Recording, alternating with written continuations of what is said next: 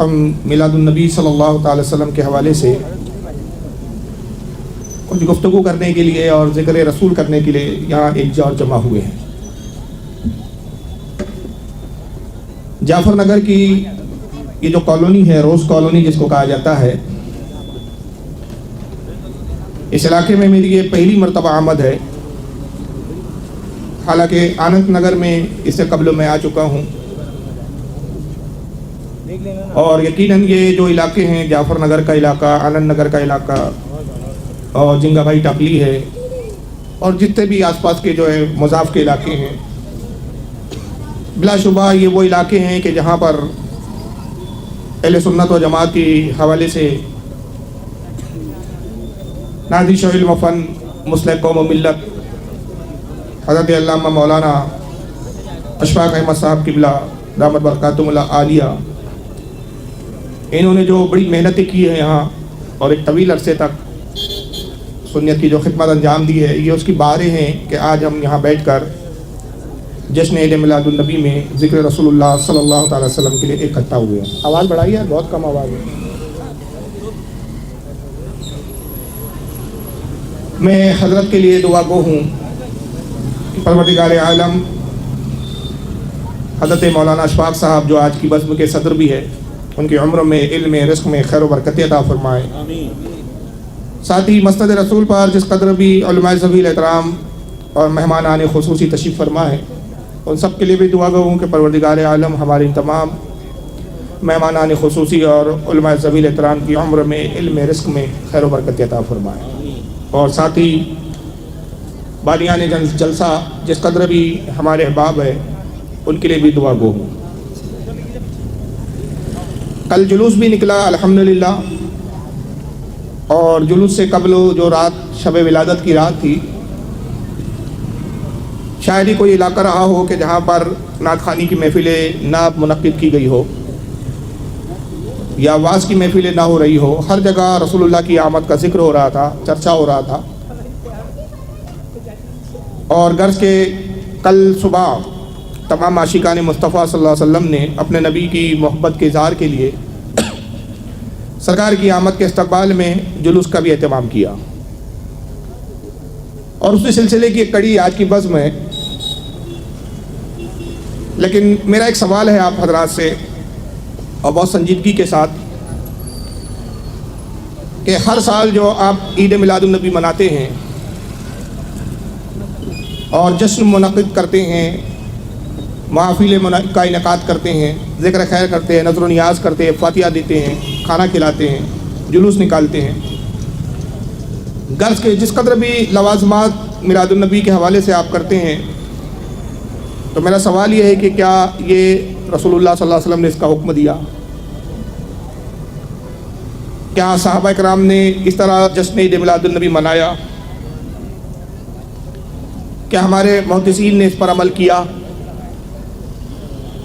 آپ کے پاس آخر کیا دلیل ہے کہ آپ میلاد النبی مناتے ہیں؟ اور جب پوچھا جاتا ہے کہ بھائی یہ میلاد النبی کیوں منا رہے ہیں، تو جواب یہ ہوتا ہے ہماری عوام الناس کا کہ ہم رسول اللہ سے محبت کا اظہار کر رہے ہیں۔ لیکن ہمیشہ جب بھی میلاد النبی آتا ہے تو یہ سوال بالکل سامنے آتا ہے ہمارے، اور مختلف طبقات سے تعلق رکھنے والے افراد ہم سے سوال کرتے ہیں، علماء سے بھی سوال ہوتا ہے، اور خصوصاً ہماری عوام سے بھی سوال ہوتا ہے کہ میلاد النبی صلی اللہ علیہ وسلم تم منا رہے ہو تو کیا رسول اللہ نے اس کا حکم دیا ہے؟ بلکہ بعض ایسے ویڈیو بھی انٹرنیٹ پر موجود ہے کہ ہمارے فریق مخالفین نے، جو ہمارے عقائد اور نظریات سے اتفاق نہیں رکھتے، ان کے علماء نے بہت چیخ چیخ کر اور چیلنج کے ساتھ بار بار یہ اعلان کیا ہے کہ رسول اللہ صلی اللہ علیہ وسلم کی ایک حدیث ہمیں ایسے دکھا دو کہ جس میں رسول اللہ نے حکم دیا ہو کہ میرا میلاد مناؤ۔ اور ظاہر ہے کہ جب رسول اللہ کی کوئی حدیث نہیں ہے تو پھر آپ یہ عمل کیوں کرتے ہو؟ یا صحابہ اکرام کا کوئی عمل دکھا دو۔ بلکہ بات بڑھتی ہے تو یہاں تک کہتے ہیں کہ دیکھو 2 سال حضرت ابوبکر صدیق کا دور خلافت رہا، مگر ان 2 سالوں میں حضرت ابوبکر صدیق نے نبی کا میلاد نہیں منایا۔ فاروق اعظم کا دور خلافت ایک طویل عرصے تک رہا، تقریباً 10 سال کے قریب، حضرت فاروق اعظم حضرت عمر نے میلاد نہیں منایا، حضرت عثمان غنی کا دور خلافت رہا، انہوں نے میلاد نہیں منایا، حضرت علی کا دور خلافت، کسی نے میلاد نہیں منایا، تو پھر آپ میلاد کیوں مناتے ہو؟ تو ظاہر ہے کہ جب صحابہ نے منایا نہیں اور رسول اللہ نے اس کا حکم نہیں دیا تو یہ بدعت ہے۔ اور بڑے چیخ کر اور چلا کر پھر چیلنج کیا جاتا ہے کہ ایک حدیث ہمیں دکھا دو، تو اس کا میں مختصر پہلے ایک جواب دے دیتا ہوں اور پھر تفصیلی جواب تھوڑا طویل ہے۔ پہلا مختصر جواب تو یہ ہے کہ اگر ہم یہ مان لیں کہ رسول اللہ نے اپنے میلاد کا حکم نہیں دیا اور صحابہ نے اس طرح سے نہیں منایا جس طرح سے مروجہ طریقے سے ہم مناتے ہیں، مگر کیا ایک حدیث آپ ایسی دکھا سکتے ہیں کہ رسول اللہ نے اپنا میلاد منانے سے منع کیا ہو، کسی صحابی نے میلاد منانے سے منع کیا ہو؟ ایک حدیث کیا آپ بھی اس طرح کی دکھا سکتے ہیں؟ تو یقیناً میں ذمہ داری کے ساتھ اور چیلنج کر کے کہتا ہوں کہ کوئی بھی ایک ایسی حدیث نہیں دکھا سکتا کہ جس سے ثابت کیا جائے کہ رسول اللہ نے میلاد منانے سے روکا اور منع کیا ہو۔ اب بات وہیں رک جاتی ہے کہ ایک طرف سے مطالبہ ہے کہ دلیل دو اور دوسری طرف سے ہماری طرف سے مطالبہ ہے کہ تم ناجائز کی دلیل دو، تو اب مسئلہ کیسے حل ہو؟ تو میں عرض کروں گا کہ آئیے ہم صحابہ کرام کی سیرت کی طرف غور کریں، سیرت کو دیکھیں صحابہ کرام کی، اور صحابہ کرام کے جب ہم سیرت کو دیکھتے ہیں اور حدیثوں کا میں مطالعہ کرتا ہوں تو ایک دو نہیں ایسے سینکڑوں اعمال ملتے ہیں کہ جس کا حکم رسول اللہ نے دیا نہیں مگر صحابہ نے وہ عمل کیا، اور جب صحابہ نے وہ عمل کیا اور حضور نے اس کو منع نہیں کیا، حضور نے اس کا حکم نہیں دیا، تو اس بارے میں آپ کیا کہتے ہیں؟ کیا صحابہ کے اس عمل کو بھی آپ بدعت قرار دیں گے؟ اور پھر عمل بھی ایسے کہ پڑھنے اور جاننے کے بعد اپنا حیران ہو جائے کہ رسول اللہ کی محبت میں صحابہ نے کس طرح کے عمل انجام دیے۔ ان عمل کو دیکھنے کے بعد صرف یہ نتیجے پر میں پہنچتا ہوں کہ در حقیقت رسول اللہ سے عشق اور محبت کے اظہار کے لیے دلیل کی ضرورت نہیں ہے، محبت کی ضرورت ہے۔ سبحان اللہ، بے شک۔ اور جو لوگ دلیل کی تہوں میں جانے کی کوشش کرتے ہیں وہ گمراہ ہو جاتے ہیں، اس لیے کہ محبت دلیل کا محتاج نہیں ہوتا، اظہار عقیدت کے لیے دلیل کی حاجت نہیں ہوتی، اظہار عشق کے لیے دلیل کی حاجت نہیں ہوتی، بلکہ جذبے کی حاجت ہوتی ہے۔ بے شک۔ اگر اس ضمن میں ہم بات کریں تو آئیے میں ایک بہت معتبر کتاب سے ایک حدیث پیش کرتا ہوں آپ کو۔ قرآن کے بعد جو سب سے افضل ترین کتاب مانی جاتی ہے وہ ہے صحیح بخاری، اور بخاری کے صحیح ہونے پر کسی کا بھی اختلاف نہیں ہے، ہر مکتبہ فکر کے لوگ بخاری کو قرآن کے بعد صحیح مانتے ہیں، چاہے دیوبند سے تعلق رکھتے ہو، چاہے نام نہاد اہل حدیث غیر مقلدین ہو، یا قادیانی ہو یا تبلیغی ہو، کسی بھی فرقے سے تعلق رکھتے ہو، سب کے نزدیک بخاری شریف حدیث کی معتبر کتاب ہے۔ اب آئیے ذرا بخاری شریف کا آپ کتاب الوضو اٹھائیں اور اس کی حدیث نمبر 187، اور پھر اسی حدیث کو جو میں ابھی آپ کے سامنے پیش کرنے والا ہوں اس کو امام مسلم نے بھی نقل کیا ہے، کتاب الصلاۃ، باب سترۃ المصلی، حدیث نمبر 1006۔ پہلے حوالے سن لیں کہ کن معتبر کتابوں میں یہ بات نقل کی گئی ہے جو میں آپ کے سامنے پیش کرنے جا رہا ہوں۔ امام ابن حبان نے اپنی صحیح ابن حبان میں، یہ بھی حدیث کی صحیح کتاب ہے، امام ابن حبان بہت بڑے محدث گزرے ہیں، صحیح ابن حبان کے نام سے انہوں نے کئی جلدوں میں کتاب لکھی، اس کی جلد نمبر 6 صفحہ 153، حدیث نمبر 2394۔ یہ حدیث پاک نقل کرتے ہیں کہ رسول اللہ صلی اللہ علیہ وسلم جب نماز کا وقت ہو جاتا تو سرکار اپنے حجرے پاک سے باہر تشریف لاتے، حضرت بلال کو حکم دیتے ہیں بلال وضو کے لیے پانی لاؤ۔ جناب بلال رضی اللہ تعالیٰ عنہ ایک برتن میں، ایک لوٹے میں پانی لاتے اور پانی ڈالتے اور رسول اللہ صلی اللہ علیہ وسلم کو وضو کرانا شروع کرتے۔ سرکار وضو کرنا شروع کرتے، سب سے پہلے حضور ہاتھ دھوتے، اور جیسے ہی ہاتھ دھوتے آپ کے دست مبارک سے، آپ کے ہاتھ سے پانی زمین کی طرف گرنے بھی نہیں پاتا تھا کہ سینکڑوں صحابہ کرام کے ہاتھ آگے بڑھتے ہیں اور اس پانی کو زمین پر گرنے سے پہلے اپنے ہتھیلیوں پر اور اپنے ہاتھوں پر لے لیتے ہیں، اور پھر اس پانی کو لے کر کیا کرتے ہیں؟ اپنے بدنوں پہ ملتے، اپنے چہروں پر ملتے ہیں، اور اب ساتھ میں اپنے بچوں کو لاتے ہیں، اپنے بچوں کے چہروں پر ملتے ہیں۔ جس صحابی کو وہ پانی نہیں مل جاتا وہ دور ہوتا، تو جس صحابی کو پانی ہتھیلی میں میسر آ جاتا وہ صحابی اس ہتھیلی کو مس کرتا، اس سے تری حاصل کرتا اور اپنے چہرے اور بدن پہ ملتا۔ کس لیے ملتے؟ تاکہ رسول کے جسم سے جو پانی مس ہو کے نکلا ہے وہ ہمیں مل جائے، تاکہ برکت آ جائے۔ میرا سوال یہ ہے کہ کیا کوئی مائی کا لال ایک ایسی حدیث دکھا سکتا ہے کہ اللہ کے نبی نے کہا کہ جب میں وضو کروں اور میرا ہاتھ دھویا جائے یا میرا چہرہ دھویا جائے یا میں کلی کروں تو وہ پانی زمین سے گرنے سے پہلے تم اپنے ہتھیلیوں پہ لے لینا؟ کوئی ایک حدیث آپ کو ایسی نہیں ملے گی۔ اچھا چلیے، یہ تو ایک چھوٹی سی بات ہے، میرے اعتبار سے یہ بڑی بات ہی نہیں ہے۔ صحابہ کرام کا عشق اس سے بھی زیادہ بلند تھا۔ بے شک یہ ایک چھوٹے سے عشق کا اظہار ہے کہ رسول اللہ کے دست مبارک سے جو پانی نکل رہا ہے مس ہو کر، اس کو صحابہ کرام اپنے ہاتھوں پہ لے رہے ہیں، اپنے بدن پہ مل رہے ہیں۔ مگر وہی امام بخاری آگے اسی کتاب الوضو میں ایک باب قائم کرتے ہیں۔ باب کہتے ہیں انگریزی میں چیپٹر کو، ایک ہیڈنگ لگاتے ہیں، اور ہیڈنگ اور باب یہ ہے البراقی والمخازی والنحوی فی الصوب۔ ترجمہ یہ ہوتا ہے کہ ریت کسے کہتے ہیں؟ ناک میں جو غلاظت ہوتی ہے، جس کو ہم اپنی اردو زبان میں کہتے ہیں سیموڑ۔ امام بخاری باب یہ قائم کرتے ہیں کپڑوں پر تھوک اور ریت کو لے لینا۔ یہ باب قائم کیا اور پھر ایک بڑی طویل حدیث نقل کرتے ہیں، اور اس کے 3 راوی ہیں۔ پہلے راوی حضرت عروہ، دوسرے راوی ہے مسور ابن مخرمہ، اور تیسرا راوی ہے مروان ابن حکم۔ عروہ اس وقت ایمان نہیں لائے جس وقت کی حدیث بیان کر رہے، بعد میں ایمان لائے، صحابی ہو گئے۔ صلح حدیبیہ کا موقع ہے، اور صلح حدیبیہ کیا ہے تھوڑی سی پس منظر جان لے آپ تاکہ سمجھ میں آئے کہ صلح حدیبیہ کیا ہے۔ اللہ کے نبی صلی اللہ علیہ وسلم نے مدینے میں خواب دیکھا کہ میں خانے کعبہ کا طواف کر رہا ہوں۔ مکہ پہ اس وقت مشرکین کا قبضہ تھا۔ سرکار نے صحابہ کرام سے ارشاد فرمایا کہ میں نے خواب دیکھا اور چاہتا ہوں کہ میں خانے کعبہ جاؤں طواف کروں، جو میرے ساتھ چلنا چاہتا ہے چلے۔ صحابہ کی ایک جماعت تیار ہو گئی جن کی تعداد تقریباً 7,000 کے قریب تھی۔ یہ صحابہ حضور کے ساتھ نکلے، مگر جب ایک مقام پر پہنچے جس کا نام حدیبیہ ہے، وہاں پر مشرکین نے روک دیا اور کہا کہ آپ مکہ میں نہیں آ سکتے۔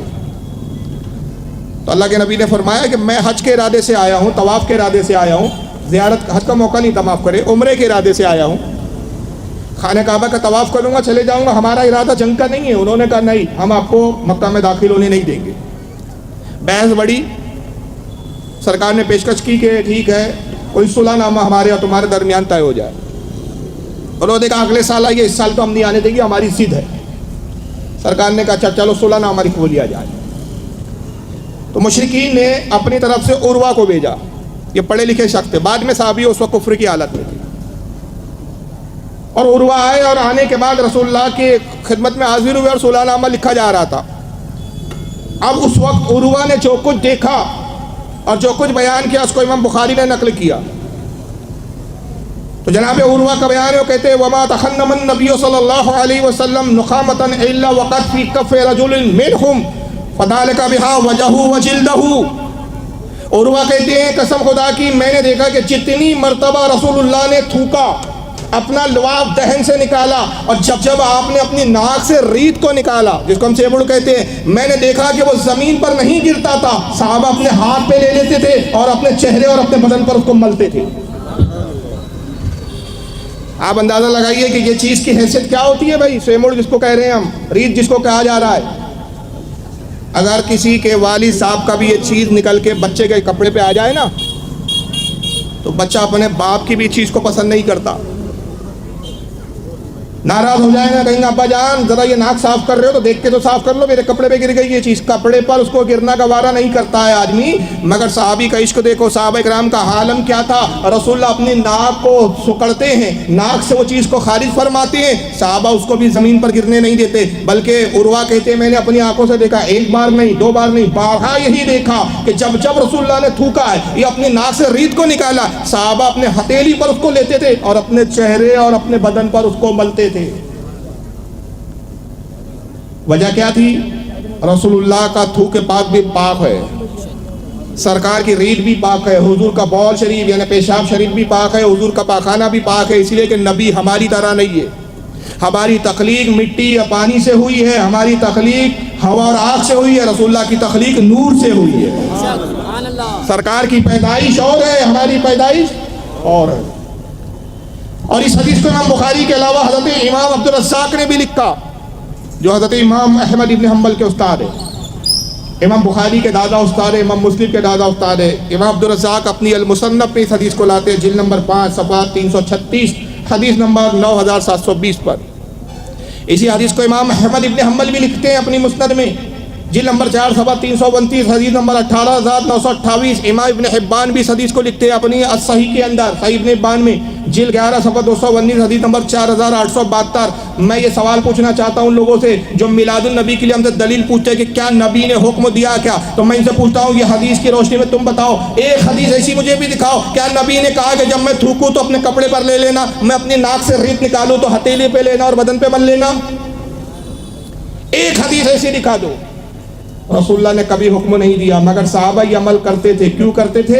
گویا وہ ہم سنیوں کو ڈر دے رہے تھے کہ حضور کی ہر شے سے ہمیں محبت ہے، اور جب ہم محبت کرتے ہیں نبی سے، نبی کی شے سے، نبی کی ہر چیز سے، تو محبت کا تقاضا ہے کہ محبت کے اظہار کے لیے دلیل نہیں چاہیے، جذبہ چاہیے۔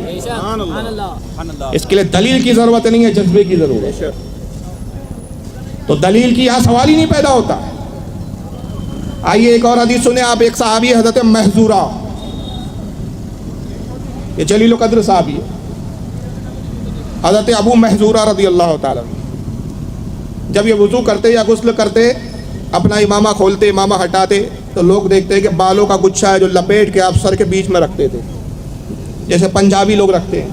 پنجابی بال نہیں کاٹتے، جب پگڑی باندھتے ہیں تو بالوں کو سمیٹ کے بیچ میں رکھتے، اس پہ پگڑی باندھتے۔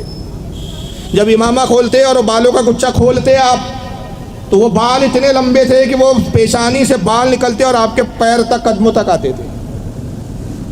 صحابہ کو بڑی حیرت ہوئی، اور تابعین الزام تھے جنہوں نے دیکھا کہ آپ کے بال اتنے لمبے کہ پیروں تک آتے، وہ بڑے حیرت زدہ ہو گئے، عرض کیا کہ ابو محذورہ یہ اتنے لمبے بال آپ کیوں رکھتے ہیں؟ کیا رسول اللہ کی حدیث نہیں ہے کہ حضور نے فرمایا کہ مرد کے لیے جائز نہیں کہ عورتوں کی طرح حلیہ بنائے، عورتوں کے لیے جائز نہیں کہ مردوں کی طرح حلیہ بنائے؟ یہ لمبے بال رکھنا تو عورتوں کا طریقہ ہے، یا آپ لمبے بال کیوں رکھتے ہیں؟ اس کو کٹاتے کیوں نہیں؟ حضرت ابو محذورہ صحابی رسول کہتے ہیں کہ سنو، یہ بال میں کیوں نہیں کٹاتا اور یہ اتنے لمبے کیوں ہیں؟ اس کو میں نے چھوڑ کیوں رکھا ہے؟ اس کا احترام کیوں کرتا ہوں؟ اس کا خیال کیوں رکھتا ہوں؟ وجہ یہ ہے کہ جب میں چھوٹا تھا تو میری والدہ رسول اللہ کی خدمت میں مجھے لے گئی اور عرض کرتی یا رسول اللہ ابو محذورہ کے لیے دعا فرما دے۔ سرکار نے محبت سے میرے سر کے اس حصے پر ہاتھ پھیرا اور دعا فرمائی۔ میری ماں نے مجھے تاکید کی، بیٹا جن بالوں پہ رسول کا دست مبارک لگ گیا ہے، اب جائز نہیں کہ ان بالوں کو کاٹ کے کنٹرول لالوں کے حوالے کر دیا جائے۔ وہ دین ہے اور آج کا دین ہے، میں نے ان بالوں کو نہیں کاٹا۔ میں ان عقیدہ بد عقیدوں سے پوچھنا چاہتا ہوں جو آج میلاد النبی کی ہم سے دلیل مانتے، مجھے بتاؤ رسول اللہ کی تم ایک حدیث دکھاؤ، کیا سرکار نے کہا تھا جن بالوں پہ میرا ہاتھ لگ جائے اس کو کاٹنا نہیں؟ یہ عمل صحابی کا ہے، نبی کا حکم اس پر موجود نہیں ہے۔ تو ابو محذورہ سے پوچھا جائے صحابی رسول آپ نبی کی صحبت میں ہونے کے بعد یہ عمل کیوں کر رہے ہیں؟ تو وہ جواب یہی دیں گے کہ یہ محبت کا تقاضا ہے کہ جن بالوں پہ سرکار کا دست مبارک ہاتھ شریف لگ گیا ان بالوں کو میں گڈروں کے حوالے نہیں کر سکتا۔ جس چیز کو نبی سے نسبت ہو جائے وہ چیز قابل تعظیم ہو جاتی ہے، تبھی ہم کہتے ہیں کہ اس دین کو نبی کی ولادت سے نسبت ہو گئی اس لیے یہ دین قابل تعظیم ہے۔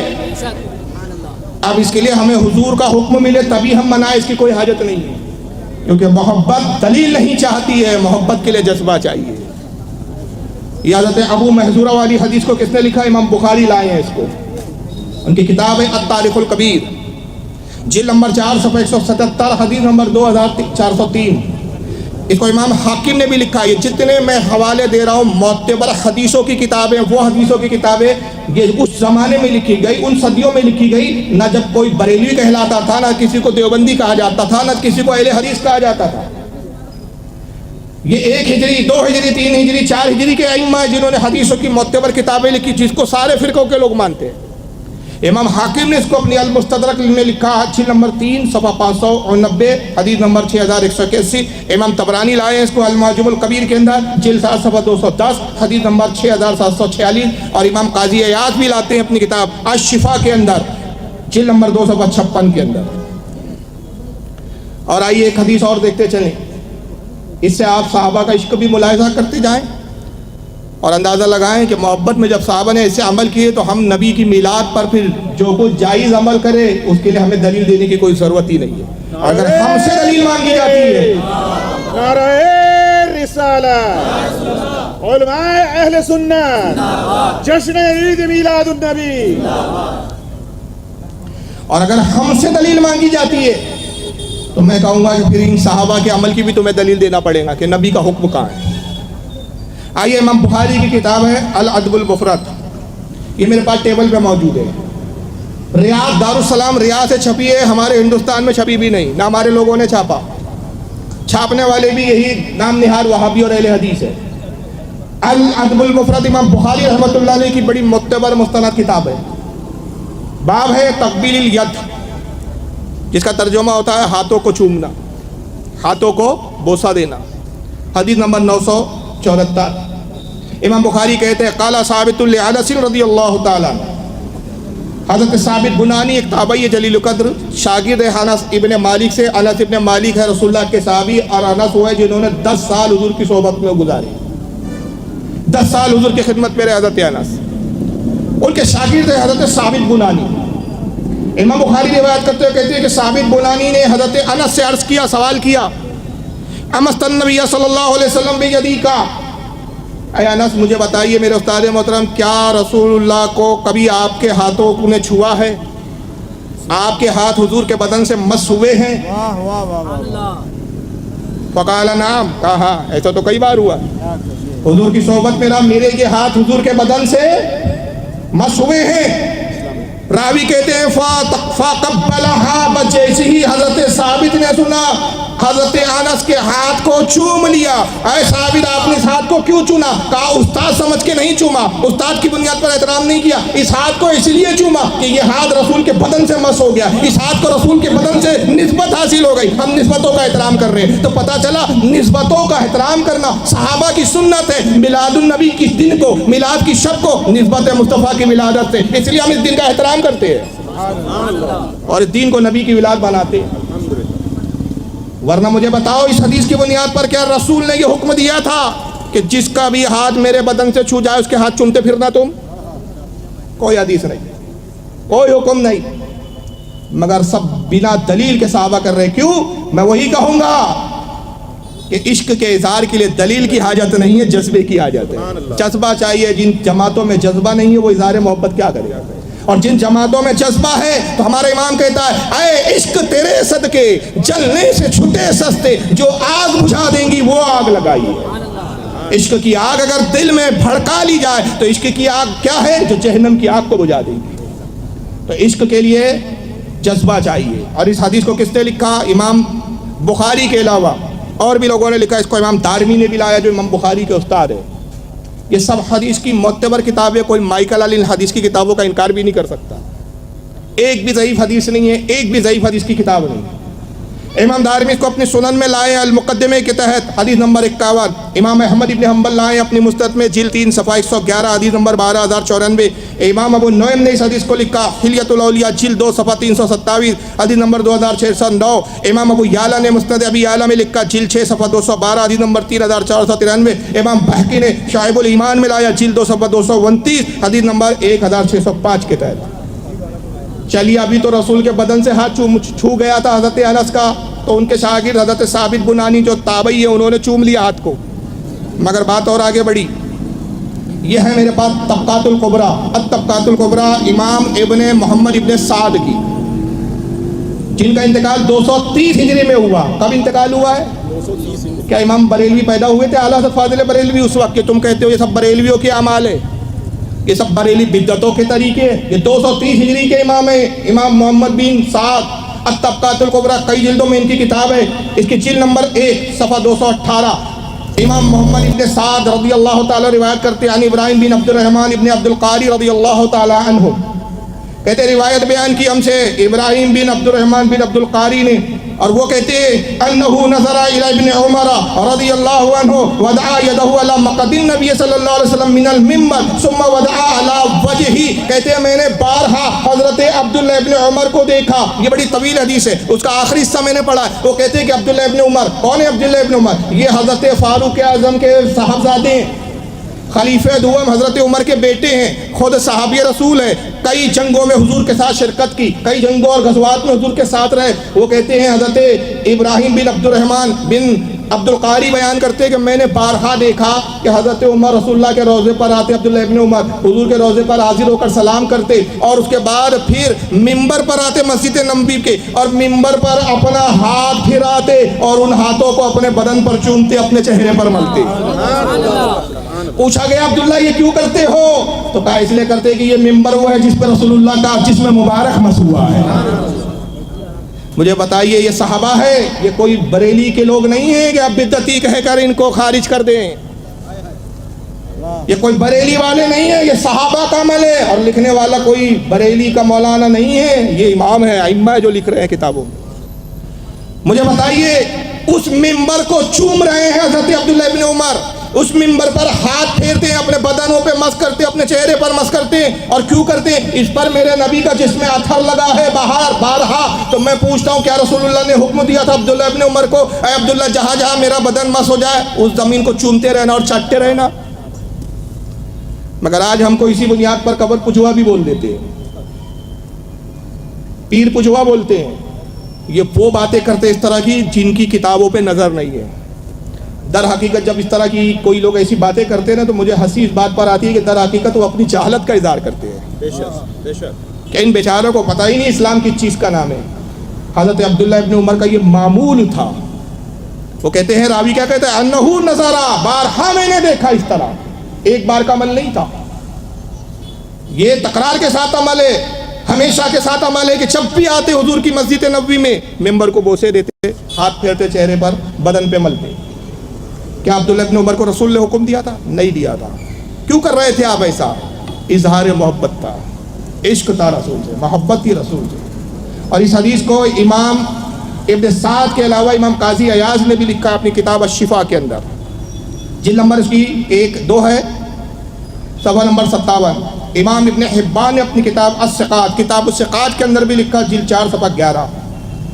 آئیے کتاب میں آپ کو یہاں دکھا دیتا ہوں، یہ سارے حوالے جو میں دے رہا ہوں الحمدللہ پوری کتابیں ٹیبل پہ موجود ہے، تاکہ اگر کسی کو شک ہو، مجھے تو نہیں لگتا اس مجمع میں وہ بھی اس طرح کا کوئی شخص ہو، پھر بھی میری عادت ہے کہ میں کتاب ساتھ پہ لے کے گھومتا ہوں۔ یہ امام غزالی کی احیاء العلوم، اس کی کتاب ہے یہ امام غزالی کی احیاء العلوم، اور پھر دوسری کتاب اور دیکھ لیں، یہی کتابوں کے بھی حوالے سنانے والا ہوں، یہ الشفا امام قاضی عیاض کی۔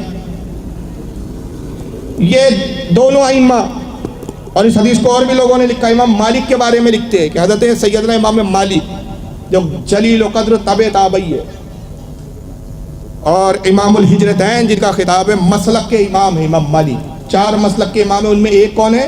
امام مالک۔ حدیث کی سب سے پہلی کتاب لکھنے والے امام مالک الموطا کے نام سے انہوں نے لکھی، الموطا امام مالک کے نام سے۔ کیا عادت تھی ان کی؟ امام قاضی عیاض لکھتے ہیں، امام غزالی لکھتے ہیں، اس کے علاوہ امام ابن الاسیر جامع الاصول کے اندر لکھتے ہیں، شاہ عبد العزیز بستان المحدثین میں لکھتے ہیں، سینکڑوں حوالے میرے پاس، یہ سارے محدثین لکھتے ہیں کہ امام مالک کا عالم یہ تھا کہ مدینے میں کبھی آپ نالین پہن کر نہیں چلے، نالین یعنی جوتی، کبھی سواری پر نہیں ہوئے سوار۔ لوگ کہتے حضور گھوڑے پہ سوار ہو جائیے، نالین اور جوتی پہن لیجئے، فرماتے نہیں، مجھے اس شہر میں جوتی پہن کر گھوڑے پہ سواری کرتے ہوئے شرم و حیا آتی ہے جس زمین پر میرے نبی کے قدم مبارک لگے۔ تکبیر، نعرہ رسالت، علماء اہل سنت، جشن عید میلاد النبی۔ اور یہاں تک لکھتے امام قاضی عیاض کہ مدینوں کے کھنڈروں کی طرف نکل جاتے، کھنڈروں کی اینٹوں کو چومتے، کھنڈروں کی دیواروں کو چومتے، کبھی اس دیوار کو بوسا دیتے، کبھی اس دیوار کو بوسا دیتے۔ وقت کا محدث امام مالک، علم حدیث میں سب سے پہلی کتاب لکھنے والا امام مالک، یہ آج پتہ نہیں کون سے اہل حدیث بنے بیٹھے ہیں۔ یہ جس درس حدیث کی تم خیرات لیتے ہو یہ ان کے عمل ہے، اگر یہ بدعتی ہے تو پھر تمہاری حدیث دانی کس کام کی ہے؟ کھنڈروں کو بوسا دیتے ہیں، دیواروں کو بوسا دیتے ہیں۔ لوگوں نے کہا امام مالک کیا آپ مجنون ہیں، پاگل ہیں، دیوانے ہیں، اتنے وقت کے امام ہو کے یہ کیا کرتے ہیں؟ کہا جاؤ تم کیا سمجھو، اے عشق تیرے صدقے جلنے سے چھٹے سستے، جو آگ بجھا دیں گی وہ آگ لگائیں گے۔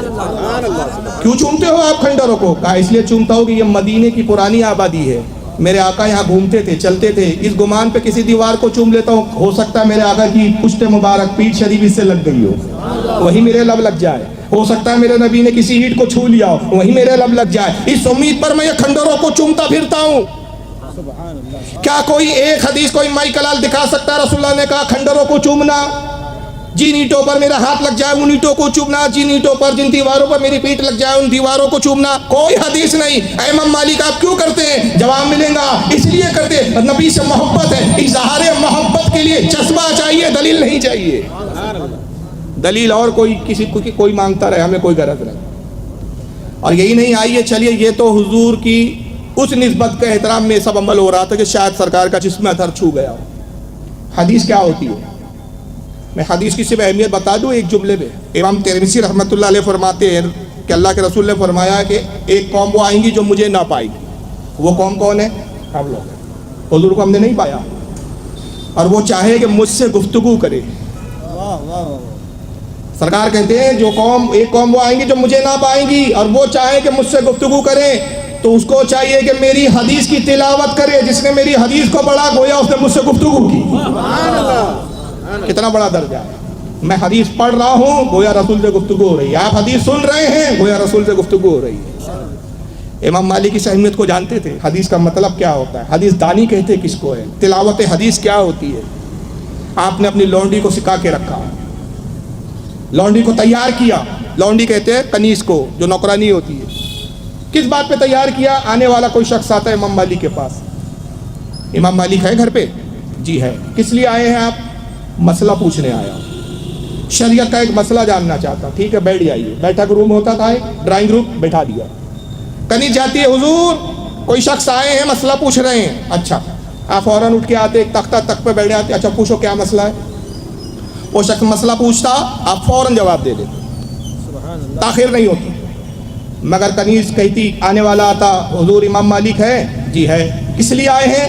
اللہ کے رسول کی حدیث سننے آیا ہوں، سرکار کی حدیث سننا ہے۔ اچھا حدیث سننا ہے، تشریف رکھیے۔ امام مالک کے پاس جاتی ہے، سرکار کوئی شخص آیا ہے رسول اللہ کی حدیث سننا چاہتا ہے۔ فرماتے اسے بٹھاؤ اور پھر آپ غسل کرتے، لباس تبدیل کرتے، کپڑے بدلتے، عطر لگاتے، امامہ جو پہنا ہوا تھا اتار دیتے، دوسرا نیا امامہ سے بے تن فرماتے، نیا دوسرا عبا پہنتے، اور جس درمیان میں آپ غسل کر رہے ہوتے، جس درمیان میں آپ کپڑے بدل رہے ہوتے، کنیز کیا کرتی؟ کوئلے سلگاتی، لبھان اور اونٹ ڈالتی، اونٹ ڈال کر کمرے کو معطر اور مہکا دیتی۔ امام مالک منبر پہ جاہو جلال کے آتے اور فرماتے، اب سنو میں رسول اللہ کی حدیث سناتا ہوں۔ اس اہتمام سے حدیث سنائی جاتی تھی۔ میں پوچھتا ہوں کوئی ہے ایسا بندہ جو فاروق رضوی کو یہ جواب دے دے کہ کس حدیث میں آیا کہ رسول نے کہا جب میری حدیث سناؤ تو پہلے غسل کرو؟ کس حدیث میں آیا کہ نبی نے کہا کہ کپڑے بدل لو، امامہ دوسرا پہن لو، اور جس جگہ بیٹھ کر حدیث پڑھو تو وہاں لبان جلا لو، عود جلا لو؟ کوئی حدیث میں آیا صاحب؟ امام مالک آپ حدیث کا اہتمام اس طرح کیوں کرتے ہیں؟ یہ ادب کیوں ہے؟ رسول کی حدیث کا ادب کیوں ہے؟ ادب اس لیے، اہتمام اس لیے کہ نبی کی حدیثوں سے، نبی کے کلام سے مجھے محبت ہے، اور محبت، اظہار محبت دلیل کی محتاج نہیں، جذبے کی حاجت ہے۔ نعرہ تکبیر، نعرہ رسالت، جشن عید میلاد النبی۔ اس حدیث کو کس نے لکھا؟ امام قاضی عیاض نے الشفا میں لکھا، امام عبدالعزیز نے بستان المحدثین میں لکھا، حضرت حافظ جلال الدین صاحب قبلہ اور دیگر علماء بھی آئے، میں سب کے نام بنام واقف نہیں ہوں، معذرت چاہوں گا۔ میں اجماعی طور پر سارے علماء اہل سنت کا استقبال کرتا ہوں، اور آپ ان سب علماء اہل سنت ذوی الاحترام علماء کی استقبال میں میرے ساتھ نعرہ لگائیں، نعرہ تکبیر، نعرہ رسالت، نعرہ رسالت، اعلیٰ حضرت، جشن عید میلاد النبی۔ آگے بڑے امام ابن حجر عسقلانی رحمۃ اللہ علیہ، بہت بڑے محدث گزرے، بڑا وزنی نام ہے امام عسقلانی کا۔ بخاری شریف امام بخاری کی ہے، اس کی شرح لکھی آپ نے کئی جلدوں میں۔ پہلی جلد مقدمے کی ہے، اس کا نام رکھا ہے آپ نے حدیۃ الساری، اور بخاری کی جو شرح کی اس کا نام ہے فتح الباری شرح البخاری۔ حدیۃ الساری جلد نمبر 1 صفحہ 490، حوالہ نوٹ کر لیں، جلد 1 400 صفحہ 490۔ امام بخاری کے بارے میں لکھتے ہیں کہ امام بخاری نے جب بخاری شریف لکھنے کا ارادہ کیا، رسول اللہ کی حدیث لکھنے کا ارادہ فرمایا۔ کتنے سال لگے بخاری لکھنے کے لیے؟ یہ ہے بخاری، ذرا زیارت بھی کر لے آپ۔ اس بخاری کو یہ سعودیہ سے چھپی ہوئی الریاض کی ہے، اس بخاری کو لکھنے کے لیے 16 سال لگ گئے۔ اتنی موٹی کتاب ہے، بس ایک جلد میں ہے، اس کو لکھنے میں ایک جلد یعنی والوم، ایک والوم میں ہے، کتنے سال لگ گئے؟ 16 سال کیوں لگ گئے بھائی؟ اتنی بڑی کتاب تو نہیں لکھ رہی ہے جس کے لیے 16 سال لگ جائے۔ وجہ یہ تھی کہ امام بخاری نے بڑا زبردست اہتمام کیا اس کتاب کو لکھنے کا. کہا میں حدیث کسی بھی ضعیف راوی سے نہیں لوں گا, اور ضعیف کا پیمانہ اور ثقہ اور معتبر محدث کا اور راوی کا پیمانہ اتنا سخت بنایا انہوں نے, اتنے سخت اصول بنائے اپنے لیے کہ ان اصولوں پر جو راوی اترے گا اسی سے روایت لوں گا, اور جو اس اصول پر نہیں اترے گا میں روایت نہیں لوں گا. اب ان روایتوں کے اصول کے تحت میں آپ کو 2 واقعے سنا دیتا ہوں, اس سے آپ اندازہ لگا لیں کہ امام بخاری کی اس کتاب لکھنے میں کتنی احتیاط تھی.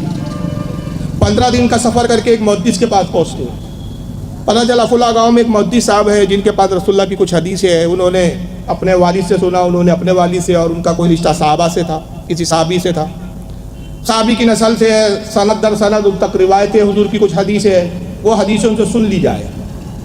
15 دن کا سفر کیا, اور یہ سفر آج کا نہیں ہے صاحب, اونٹوں اور گھوڑوں کے دور کا سفر ہے, ریگستانوں کا سفر ہے, بھوک اور پیاس کو برداشت کرتے ہوئے کیا جانے والا سفر ہے, اتنا آسان سفر نہیں ہے. 15 دن سفر کر کے جب اس محدث کے پاس پہنچے, سلام کیا, گفتگو ہو رہی تھی, ان کا گھوڑا لگام توڑا کے بھاگ گیا تھا. تو اپنے گھوڑے کو بلا رہے تھے, گھوڑا آ نہیں رہا تھا, تو انہوں نے گھوڑے کو بلانے کے لیے کیا ہیلا کیا, اپنے جھبے کو اٹھایا ایسا اور گھوڑے کو آواز دی, تو بیچارہ گھوڑا سمجھا چنے وغیرہ ہے کچھ, گھوڑا سادے پن سے آ گیا تھا. انہوں نے گھوڑے کی لگام پکڑ لی اور اس کو باندھنے لگے. امام بخاری واپس لوٹنے لگے. انہوں نے کہا اے محمد ابن اسماعیل, کیا بات ہے, آپ حدیث نہیں سن رہے, جا رہے ہیں؟ کہا اب حدیث نہیں سنوں گا. کہا آپ حدیث سننے آئے اور حدیث سننا نہیں چاہتے؟ ہاں اب نہیں سنوں گا اس لیے کہ تم حدیث پڑھنے لائق نہیں اور تم سے سننا جائز نہیں. جو شخص اپنے جانور کو دھوکہ دے سکتا ہے, کیا گارنٹی ہے کہ حدیث بیان کرنے میں مجھے دھوکہ نہیں دے گا. 15 دن کے سفر کو چھوڑا دیا, بھلا دیا. ایک لمحہ نہیں سوچا کہ 15 دن کا سفر ہے, کچھ سن تو لوں اس سے, ایک لفظ سننا گوارا نہیں. اور ایک مرتبہ امام بخاری کی میں نے روایت جب پڑھی تھی نا, رونگٹے ہل گئے تھے میرے.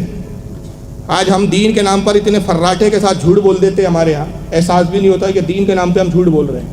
کیا بات. یاد رکھیے شریعت کا حکم, اللہ کے نبی نے فرمایا جب مسئلہ معلوم ہو تو بیان کرو, اور نہ معلوم ہو تو صاف کہہ دو لا ادری, میں نہیں جانتا. یہ کہنا بھی علم ہے. اور اللہ کے نبی فرماتے جس نے جان بوجھ کر مجھ پر جھوٹ باندھا اس نے اپنا ٹھکانہ جہنم بنا لیا. اتنی سخت وعید ہے. اس لیے یاد رکھو, رسول اللہ کی طرف کوئی حدیث منسوب کرو تو بہت سوچ سمجھ کے کہ واقعی رسول کی حدیث ہے یا نہیں. امام بخاری رحمۃ اللہ علیہ تجارت کرتے تھے, کپڑے بھی بیچا کرتے تھے. نتیجہ یہ ہوا کہ ایک بار تجارت کے لیے آپ روانہ ہوئے, تقریباً 1 لاکھ روپیہ آپ کے پاس تک سرمایہ. 1 لاکھ اس دور کا بہت زیادہ ہوتا ہے, آج کا بھی 1 لاکھ ویلو رکھتا ہے, آج بھی ایسا نہیں ہے کہ 1 لاکھ کی کوئی ویلو نہیں ہے, اس دور میں تو بہت زیادہ ویلو تھی. 1 لاکھ درہم انہوں نے کمایا. کشتی میں سوار ہوئے, پانی کے جہاز سے سفر کر رہے ہیں. تو چونکہ بیپاری تھے, پیسہ بھی تھا, تو ایک انہوں نے اپنا بڑی بڑی کشتی, اور جہاز بھی اس زمانے میں بھی ہوتے تھے, فرق اتنا ہے کہ آج کے جہاز مشیٹوں سے چلتے, اس دور کے جہاز جو ہے وہ پردے کپڑے بنے ہوتے تھے اور ہواؤں کے دوش پر چلتے تھے, وہ ہواؤں کے ذریعے چلائے جاتے تھے. جہاز اس وقت بھی بڑے بڑے ہوتے تھے. انہوں نے اپنے لیے ایک مخصوص کمرہ لے لیا.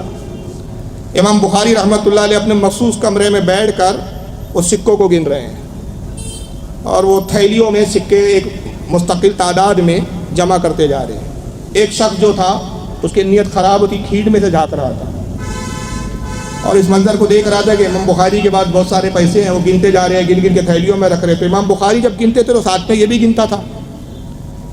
اس نے اندازہ لگا لیا کہ ہر تھیلی میں کتنے کتنے ہزار درہم رکھے گئے ہیں, اور کس رنگ کی تھیلیاں ہیں. پھر چھوٹی چھوٹی تھیلیوں میں الگ الگ روپیے رکھے, پھر ایک بڑے تھیلے میں سارے روپیے آپ نے ڈال دیے, تھیلی کا منہ بند کر دیا. بس جیسی منہ بند کیا ایسے چلانا شروع کر دیا, میرا کسی نے مال چوری کر لیا, میری چوری ہو گئی, میرا مال کسی نے چرا لیا. جہاز کا کپتان آیا, کہا کیوں شور مچا رہا ہے؟ بولے حضور میرا مال چوری ہو گیا. کیا چوری ہوا؟ کہا 1 لاکھ درہم تھے میرے پاس, وہ چوری کر لیا ہے کسی نے. کہا کہ کہاں تھے, کیسے تھے؟ بولے اسی رنگ کی پوٹلیوں میں اتنی تعداد میں نے سکوں کو الگ الگ کیا تھا, سارے اکٹھے اس رنگ کے تھیلے میں. ظاہر سی بات ہے, رنگ بھی دیکھ چکا تھا, تھیلیاں دیکھ چکا تھا, تھیلیوں میں کی چھوٹی تھیلیوں میں کتنی مقدار میں سکے وہ دیکھ چکا تھا, سارا اس نے دیکھا دکھایا, سبق سنا دیا. کپتان نے آواز لگائی, اعلان کیا کہ جتنے حضرات کمروں میں ہیں, باہر ہے, سب ایک جگہ جمع ہو جائے, سب کی تلاشی لی جائے گی, سب کے اسباب سامان تلاش کیے جائیں گے. امام بخاری کو بھی باہر بلوا دیا گیا. تلاشی شروع ہوئی, امام بخاری کے کمرے کی بھی تلاشی ہوئی, آپ کے سامان کو بھی تلاش کیا گیا, لیکن 1 لاکھ درہم تو چھوڑیے, ایک سکہ بھی نہیں ملا. اب یہ حیران کہ بھئی میں نے تو اپنی آنکھوں سے دیکھا, کمرے سے پیسہ کہاں غائب ہو گیا؟ اب پانی کا جہاز ہے بھائی، کسی کو دیا بھی نہیں جا سکتا۔ کپتان نے دیکھا، بولے پیسے تو ملے نہیں، تو جھوٹا معلوم ہوتا ہے، بدبخت سب کو پریشان کیا، خبردار آئندہ یہ حرکت نہیں کرنا ورنہ اٹھا کے پانی میں پھینک دوں گا۔ اس کو ڈانٹا، تنبیہ کی، کپتان چلا گیا۔ یہ امام بخاری کے پاس آیا، کہتا حضور اپنا ہاتھ بڑھائیے کہ میں آپ کا ہاتھ چوم لو، خدا کی قسم آپ اللہ کے ولی ہے۔ کہا تو نے مجھے ولی کیسے جانا؟ کہا بالکل آپ ولی ہے، میں نے اپنی آنکھوں سے دیکھا کہ 1 لاکھ درہم تھے آپ کے پاس، تھیلیوں میں آپ نے جمع کیا، پھر ایک بڑے تھیلے میں ڈالا، جب تلاشی ہوئی تو 1 روپیہ بھی نہیں ملا، تو آپ نے اپنی ولایت کے اثر سے ان روپیوں کو غائب کر دیا نگاہوں سے۔ آپ رونے لگے، فرمایا نہیں خدا کی قسم میں تو رسول اللہ کی امت کا گناہ گار فرد ولی نہیں ہوں۔ اے شخص جب تو نے شور مچایا اور چلایا کہ میرے 1 لاکھ درہم چوری ہو گئے تو میں سمجھ گیا کہ تیری شرارت کیا ہے، تو میں نے وہ سارے سکے اٹھا کے سمندر کے حوالے کر دیے، اپنی زندگی کی پوری کمائی میں نے سمندر میں ڈال دی۔ کہا آپ نے یہ کیوں کیا؟ کہا اس لیے کہ میں رسول اللہ کی امت کا محدث ہوں، حدیثوں کو روایت کرتا ہوں، اگر میں چوری کے جرم میں پکڑا جاتا، اگرچہ جھوٹا ہی صحیح، ایک بار بھی مجھ پر چوری کی تہمت لگ جاتی، زندگی بھر میں رسول اللہ کی ایک حدیث بیان کرنے کے لائق نہیں بچتا۔ میں نے صرف اپنی ثقافت کو، اپنی سچائی کو، اپنی ذات کو بچانے کے لیے اپنی زندگی بھر کی کمائی ضائع کر دی۔ وہ امام بخاری اندازہ لگائے کس احتیاط سے انہوں نے کتابوں کو لکھا ہے، کیا اہمیت ہے ان کتابوں کی۔ آج ان جاہلوں پہ مجھے افسوس ہوتا ہے، وہ کہتا ہے کہ جو یہ کہہ دیتے ہیں بے باکی کے عالم میں، ارے کتابوں میں کیا رکھا ہے، یہ ملاؤں کی باتیں ہیں۔ جناب کبھی غور کیا ایک کتاب لکھنے کا مطلب کیا ہوتا ہے؟ آج میں آپ کو ایک اچھے سے اچھا پین دے دوں، اچھے سے اچھے کاغذ دے دوں اور کہوں جناب صرف 200 صفحے لکھ دیجئے اور دیکھ کر لکھ دیجئے، سوچ کر بھی نہیں، سمجھ کر بھی نہیں، تحقیق بھی نہیں، یہ کتاب ہے اس کی کاپی ٹو پیسٹ کرنا ہے، بس دیکھ دیکھ کے لکھیے، تو 200 صفحے آج کے اچھے پین سے لکھنے میں نانی یاد آ جاتی ہے۔ لیکن دور دیکھیے جس دور میں ہمارے علماء نے جلدوں میں کتابیں لکھی ہے، 30 جلدوں میں، 40 جلدوں میں، کیسے لکھی؟ کاغذ اتنے اچھے نہیں ہوتے تھے، فونٹن پین نہیں ہوتے تھے، لکڑی کے قلموں کو دوادوں میں ڈبا ڈبا کر چراغ کی روشنی میں رات میں بیٹھ کر لکھتے تھے، اور ایک ایک حدیث کو ڈھونڈنے کے لیے اور تلاش کرنے کے لیے میلوں سفر کر کر کے جاتے تھے، تب یہ ذخیرے ہم تک پہنچے۔ اور اس کی قدر ہم کیا کر رہے ہیں کہ ہم رسول کی حدیث کو 2 سیکنڈ میں پس پشت ڈال دیتے ہیں۔ بہرحال امام بخاری رحمۃ اللہ علیہ کی میں بات عرض کر رہا تھا، 16 سال لگ گئے بخاری لکھنے کے لیے، بڑی احتیاط کے ساتھ لکھا۔ جب بخاری لکھنے کے لیے حدیثیں جمع کی تو 2 لاکھ حدیثوں کو جمع کیا۔ 16 سال میں کتنی حدیثیں جمع کی؟ 2 لاکھ۔ اب اس میں سے چھٹائی شروع کی، جن جن حدیثوں کے راویوں پہ ذرا سا بھی شک اور شبہ ہوا کہ یہ کمزور ہے، ضعیف ہے، جھوٹا ہے، سچا نہیں ہے، اس حدیث کو الگ کر دیا، اور جن روایتوں پہ، جن حدیثوں پہ یقین ہو گیا کہ یہ سچی حدیث ہے، اس کے بیان کرنے والے، روایت کرنے والے سچے ہیں، جھوٹے نہیں ہیں، ان حدیثوں کو جمع کیا۔ اور پھر جب ان حدیثوں کو 2 لاکھ میں سے چھانٹا تو صرف کتنی حدیثیں صحیح انتخاب کی؟ 7563۔ بخاری میں کتنی حدیثیں اس وقت؟ 7563۔ 7563 جب جمع کر لی کہ یہ صحیح حدیث ہے تو بس ڈائریکٹ لکھ نہیں دیا، اب کیا کرتے ہیں؟ خانہ کعبہ آتے ہیں۔ اب امام ابن حجر اسقلانی یہاں سے لکھتے ہیں حدیث الساری کے اندر جلد نمبر 1 صفحہ 490 میں کہتے ہیں کہ خانہ کعبہ آئے، ایک کمرے کا مکان جو ہے کرائے سے لیا، اور اب حدیثوں کو بخاری کی شکل میں جمع کرنے کا ارادہ کر رہے ہیں۔ تو روز کا معمول یہ ہے کہ آپ غسل کرتے ہیں، کپڑے تبدیل کرتے ہیں، عطر لگاتے ہیں، سر پہ امامہ سجاتے ہیں، خانہ کعبہ میں آتے ہیں، 2 رکعت نماز پڑھتے ہیں اور صرف ایک حدیث لکھتے ہیں اور قلم رکھ دیتے اڑ جاتے ہیں۔ پھر آتے ہیں، پھر غسل دوبارہ کرتے ہیں، پھر دوبارہ کپڑے بدل دیتے ہیں، پھر امامہ تبدیل کرتے ہیں، پھر خانہ کعبہ میں آتے ہیں، پھر 2 رکعت نفل پڑھتے ہیں، پھر ایک حدیث لکھتے ہیں۔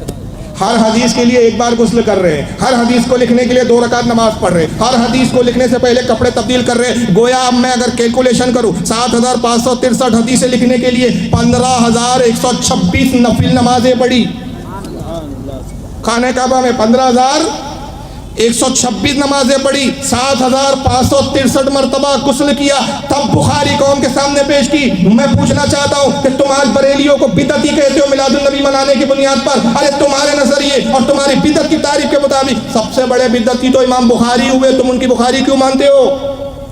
اس لیے کہ مجھے بتاؤ کون سی حدیث میں آیا کہ رسول نے کہا جب میری حدیث لکھنا تو پہلے غسل کر لینا، غسل کرنے کے بعد خانہ کعبہ میں آ جانا، خانہ کعبہ میں آنے کے بعد پھر 2 رکعت پڑھنا، پھر ایک ہی حدیث لکھنا اور اڑ جانا؟ کس حدیث میں آیا بھائی صاحب؟ تو امام بخاری آپ نے ایسا کیوں کیا؟ اتنی تکلیفیں کیوں اٹھائی؟ یہ بخاری لکھنے میں اتنا اہتمام کیوں؟ کہا میں صحیح بخاری قوم کو دے رہا ہوں جو قیامت تک رسول اللہ کی صحیح حدیثوں کا مجموعہ ہوں گی. جب اتنی اہم کتاب دے رہا ہوں اور اتنی اہم ذات کا کلام لکھ رہا ہوں تو یہ محبت کا تقاضا ہے کہ یہ اہتمام کروں، اس لیے کہ محبت جو ہے دلیل کی محتاج نہیں ہے، جذبے کی محتاج ہے. نعرہ تکبیر، نعرہ رسالہ، علماء اہل سنت، جشن عید میلاد النبی. یہ جذبے ہیں جو اللہ کے رسول کی اور اللہ کی بارگاہ میں مقبول ہو جاتے ہیں. اور جو دلیلوں کے چکر میں پڑے رہتے ہیں نا، ان کا حال تو اللہ نہ کرے ایسا ہو جائے کہ قبر میں آیا ملک المنکر نکیر من ربوں کا، اس کی دلیل کیا ہے کہ آپ منکر نکیر ہیں؟ تو وہ اٹھائیں گے چپل اور جوتے اور وہ اپنے عذاب کے سوٹے اور دیں گے کم بخت ہم سے دلیل پوچھ رہا ہے، ہمارا وجود ہی خود دلیل ہے. تو یہ دلیلوں کے چکر میں پڑنے والے جو ہے یہ ہمیشہ خسارے میں رہتے ہیں. اور جو محبت میں کر گزرتے ہیں بس شرط ہے کہ وہ جائز ہو، خلاف شرع نہ ہو، شریعت کے دائرے میں بیٹھتا ہو، تو اظہار محبت ہی کامیابی کی دلیل ہوتی ہے. اور دیکھیے محبت کیا کیا کرتی ہے. شاہ عبدالحق مودودی سے دہلوی بہت بڑے محدث گزرے ہیں، ان کی کتاب ہے اخبار الاخیار، یہ اس وقت ٹیبل پر ہے، میں بھی دکھاؤں گا آپ کو، دکھا دیتا ہوں. یہ ہے اخبار الاخیار. شاہ عبدالحق مودودی سے دہلوی کون ہے؟ ذرا ان کا تعارف سن لیں. آج سے 550 سال پہلے کے بزرگ ہیں، دہلی میں مزار ہے. ہندوستان میں علم حدیث سب سے پہلے لانے والے یہی، سب سے پہلے ہندوستان میں علم حدیث کو رائج کیا. سرکار کی مسجد نبوی میں درس حدیث دیا کرتے تھے اور معمول یہ تھا کہ روزانہ آتے درس حدیث کے لیے. سرکار کے موجہ شریف روزے کے قریب جاتے، جھالیوں کے قریب جاتے، سلام عرض کرتے، السلام علیکم یا رسول اللہ، السلام علیکم یا ابا بکر، السلام علیکم یا عمر. کچھ دیر آنکھ بند کر کے سرکار کے تصور میں کھڑے رہتے، درود شریف پڑھتے، جب تک جی چاہتا حضور کی روزے کے قریب کھڑے ہوئے ہیں، پھر آتے ممبر پہ جلوہ کو روتے. کس ممبر پہ بیٹھتے؟ منظر ذرا دیکھیے آپ، بات چھوٹی سی نہیں ہے کہ میں یوں کہہ کر گزر جاؤں اور اب یوں ہی سن کر خاموش رہے. مسجد نبوی کے ممبر پہ، جس ممبر پہ رسول اللہ جلوہ گر ہوتے تھے، کیا سعادت ہوگا، کیا مقام ہوگا. نبی کی مسجد میں نبی کا حدیث کا درس دے رہے ہیں. یہ سعادت سب کو نہیں ملتی صاحب، اللہ رسول جس سے راضی ہو جائے. شاگرد بیٹھے ہوئے قلم و دوات دیے ہوئے، آپ حدیث پڑھتے ہیں، شاگرد قلم و دوات لے کر حدیثوں کو نقل کرتے ہیں. درس حدیث ختم ہوا، پھر روزے رسول پر حاضر ہوتے ہیں، پھر سلام عرض کرتے ہیں، پھر کچھ دیر کھڑے رہتے ہیں، گھر چلے جاتے ہیں. روزانہ کا معمول یہ ہے کہ درس دینے آتے ہیں تو پہلے روزے رسول پر حاضری دیتے، جاتے تو حاضری دیتے. گویا روزانہ رسول اللہ کے روزے کی 2 مرتبہ زیارت کرتے تھے. اور ایک ہی بار زیارت کا عالم کیا، پوری زندگی میں صرف ایک بار محبت کے ساتھ، ایمان کی سلامتی کے ساتھ اور رسول کی قبر کی زیارت کر لی جائے تو میرے آقا کہتے ہیں من زار قبری وجبت لہو شفاعتی، جس نے میری قبر کی زیارت کی اس پر میری شفاعت واجب ہو گئی. ایک بار زیارت پہ شفاعت واجب ہو رہی ہے اور یہ روزانہ 2 بار آ رہے ہیں. کیا نصیب تھا، کیا قسمت تھی. برسوں گزر گئے، برسوں. ایک مرتبہ سرکار خواب میں تشریف لاتے ہیں، عبدالحق میں تیری اس خدمت سے خوش ہو گیا. حکم دیا جاتا ہے کہ ہندوستان جاؤ، علم حدیث پھیلاؤ. 2 ذاتیں ہیں جن کو حکم دیا گیا، ایک غریب نواز ہے، ہندوستان جاؤ اسلام پھیلاؤ. شاہ عبدالحق جاؤ علم حدیث پھیلاؤ. پتہ چلا نبی کو ہندوستان کے مسلمانوں سے اتنی محبت ہے کہ دین کی ضرورت جب ہندوستان کے مسلمانوں کو لوگوں کو دینے کی ضرورت ہوئی تب بھی ایک ذات کو بھیجا گیا، اور جب علم کی ضرورت ہوئی تو علم کے لیے بھی ایک ذات کو بھیجا جا رہا ہے. علم بھی نبی کی مرضی سے آیا ہے، دین بھی نبی کی مرضی سے آیا ہے. شاہ عبدالحق رونے لگے، عرض کیا یا رسول اللہ آپ کا حکم سر آنکھوں پر. زہ نصیب سرکار کے آپ کی زیارت ہوئی، مگر افسوس کی بات یہ سرکار آپ کے حکم کی تعمیل میں ہندوستان جاؤں گا، آپ کی قبر مبارک کی زیارت سے محروم رہ جاؤں گا. بس اسی بات کی افسوس ہے. آقا مسکراتے اور خوش ہو کے کہتے عبدالحق غم نہ کرو، تم ہماری بارگاہ میں مقبول ہو گئے ہو، اور جب مقبول ہو جاتے ہو تو انعام و اکرام سے نوازا جاتا ہے. اے عبدالحق یہاں تو میری قبر کی زیارت کرتا تھا، ہندوستان خوشی کے ساتھ جاؤ، وہاں پر قبر نہیں بلکہ بنفس نفسی میری زیارت کیا کرو. اور خوشی کے ساتھ آئے، اور وہ جب ہندوستان آئے وہ دن تھا، اور تا وصال کے وقت تک، انتقال جب تک نہیں فرمایا، روزانہ کا معمول تھا نماز مغرب کے بعد اپنے حجرے میں جاتے، وہاں رسول اللہ با نفس نفیس خود سرکار اپنے جسم اطہر کے ساتھ ظاہر ہوتے اور شاہ عبدالحق مودودی سے دہلوی دیدار فرمائے. یہ ہے عبدالحق مودودی سے دہلوی. اخبار الاخیار کتاب لکھ رہے ہیں. اور مزیدار بات یہ چھاپنے والے دیوبندی، سنیوں نے بریلیوں نے نہیں چھاپا اس کو. کس نے چھاپا؟ دیوبندیوں نے چھاپا. پتہ نہیں کس موڈ میں تھے. اس دن غلام یاسین بھائی پوچھ بھی رہے تھے یار یہ مانتے نہیں تو چھاپ کیوں دیتے ہیں. میں نے کہا پیسہ کمانے کے لیے چھاپ دیتے ہیں تاکہ ہم جیسے لوگ خرید لیں تو ان کی کمائی ہو جائے.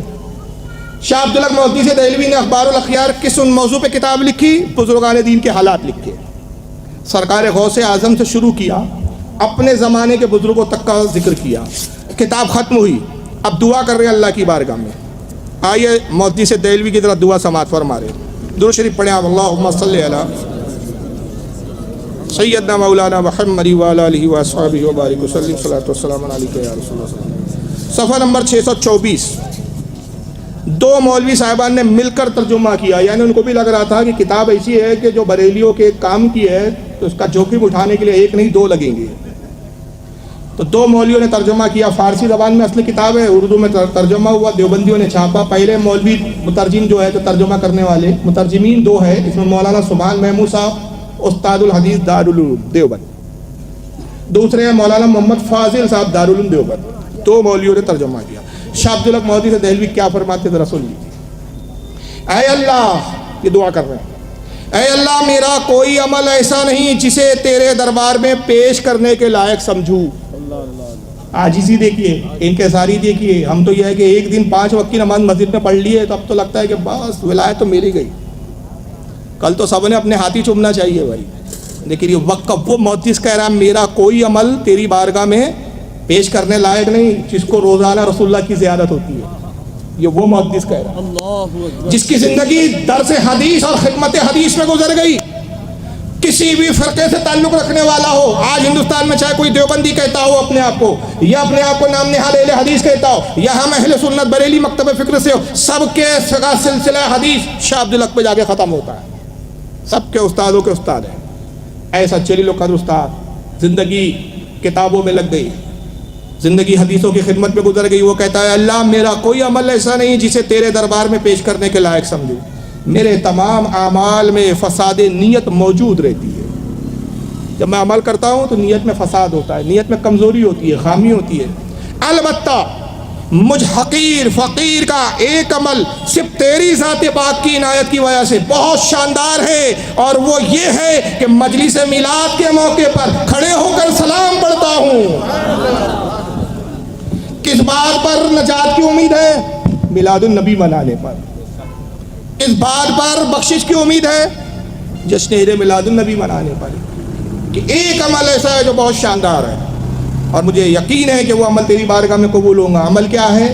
محفل بلاد میں کھڑے ہو کر. آج یہ پوچھتے ہیں کھڑے ہو کر سلام کیوں پڑھتے ہو؟ صحابہ نے پڑھا کیا؟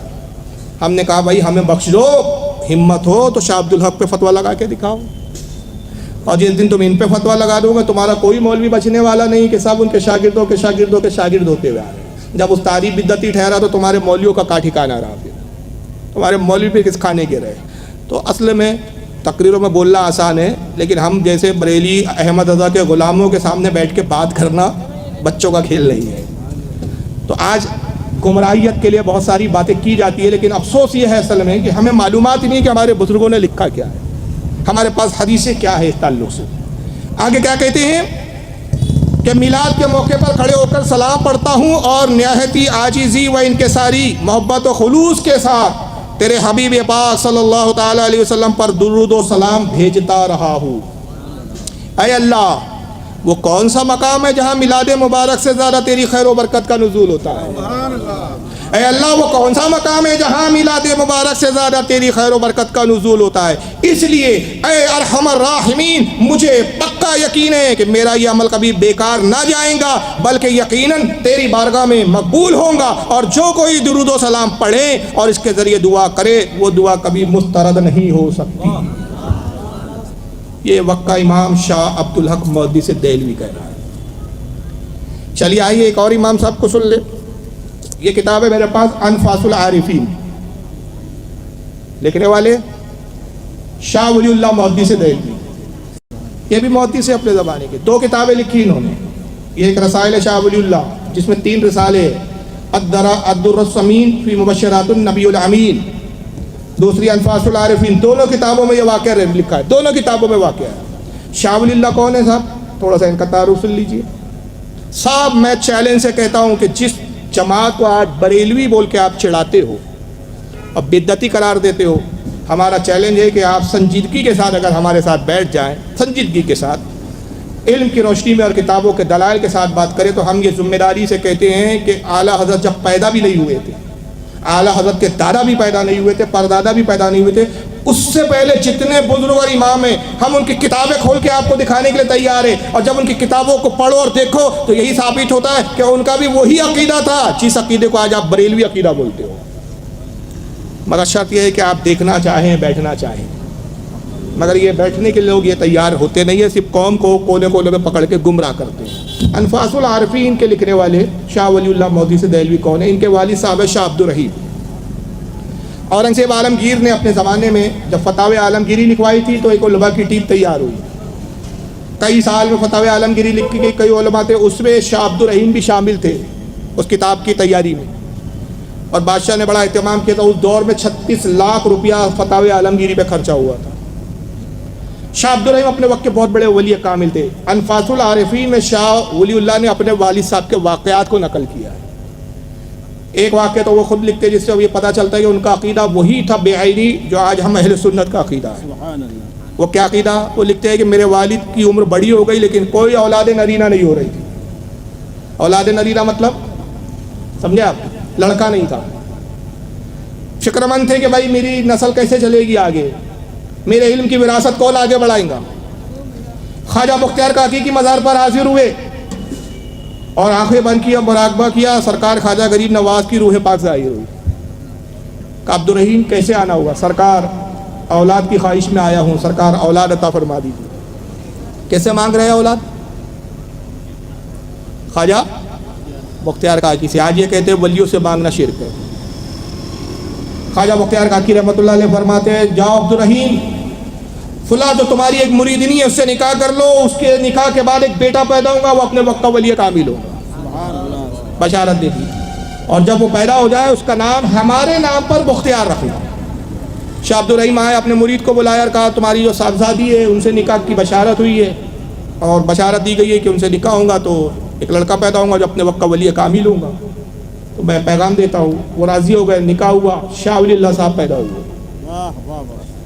شاہ ولی اللہ فرماتے ہیں کہ جب میری عمر 5 سال ہو گئی، والد صاحب مجھے بختیار کاکی کی مزار پر لے گئے اور قبر مبارک پہ جا کے عرض کرتے ہیں سرکار یہ وہی صاحبزادہ ہے جو آپ کی دعاؤں سے پیدا ہوا ہے، زیارت کے لیے حاضر کیا ہے، منت اور نیاز اتارنے کے لیے حاضر ہوا ہوں۔ خواجہ بختیار کاکی کہتے ہیں ولی اللہ اے عبدالرحیم، ہم نے تو اپنا وعدہ وفا کیا لیکن تم نے اپنا وعدہ وفا نہیں کیا۔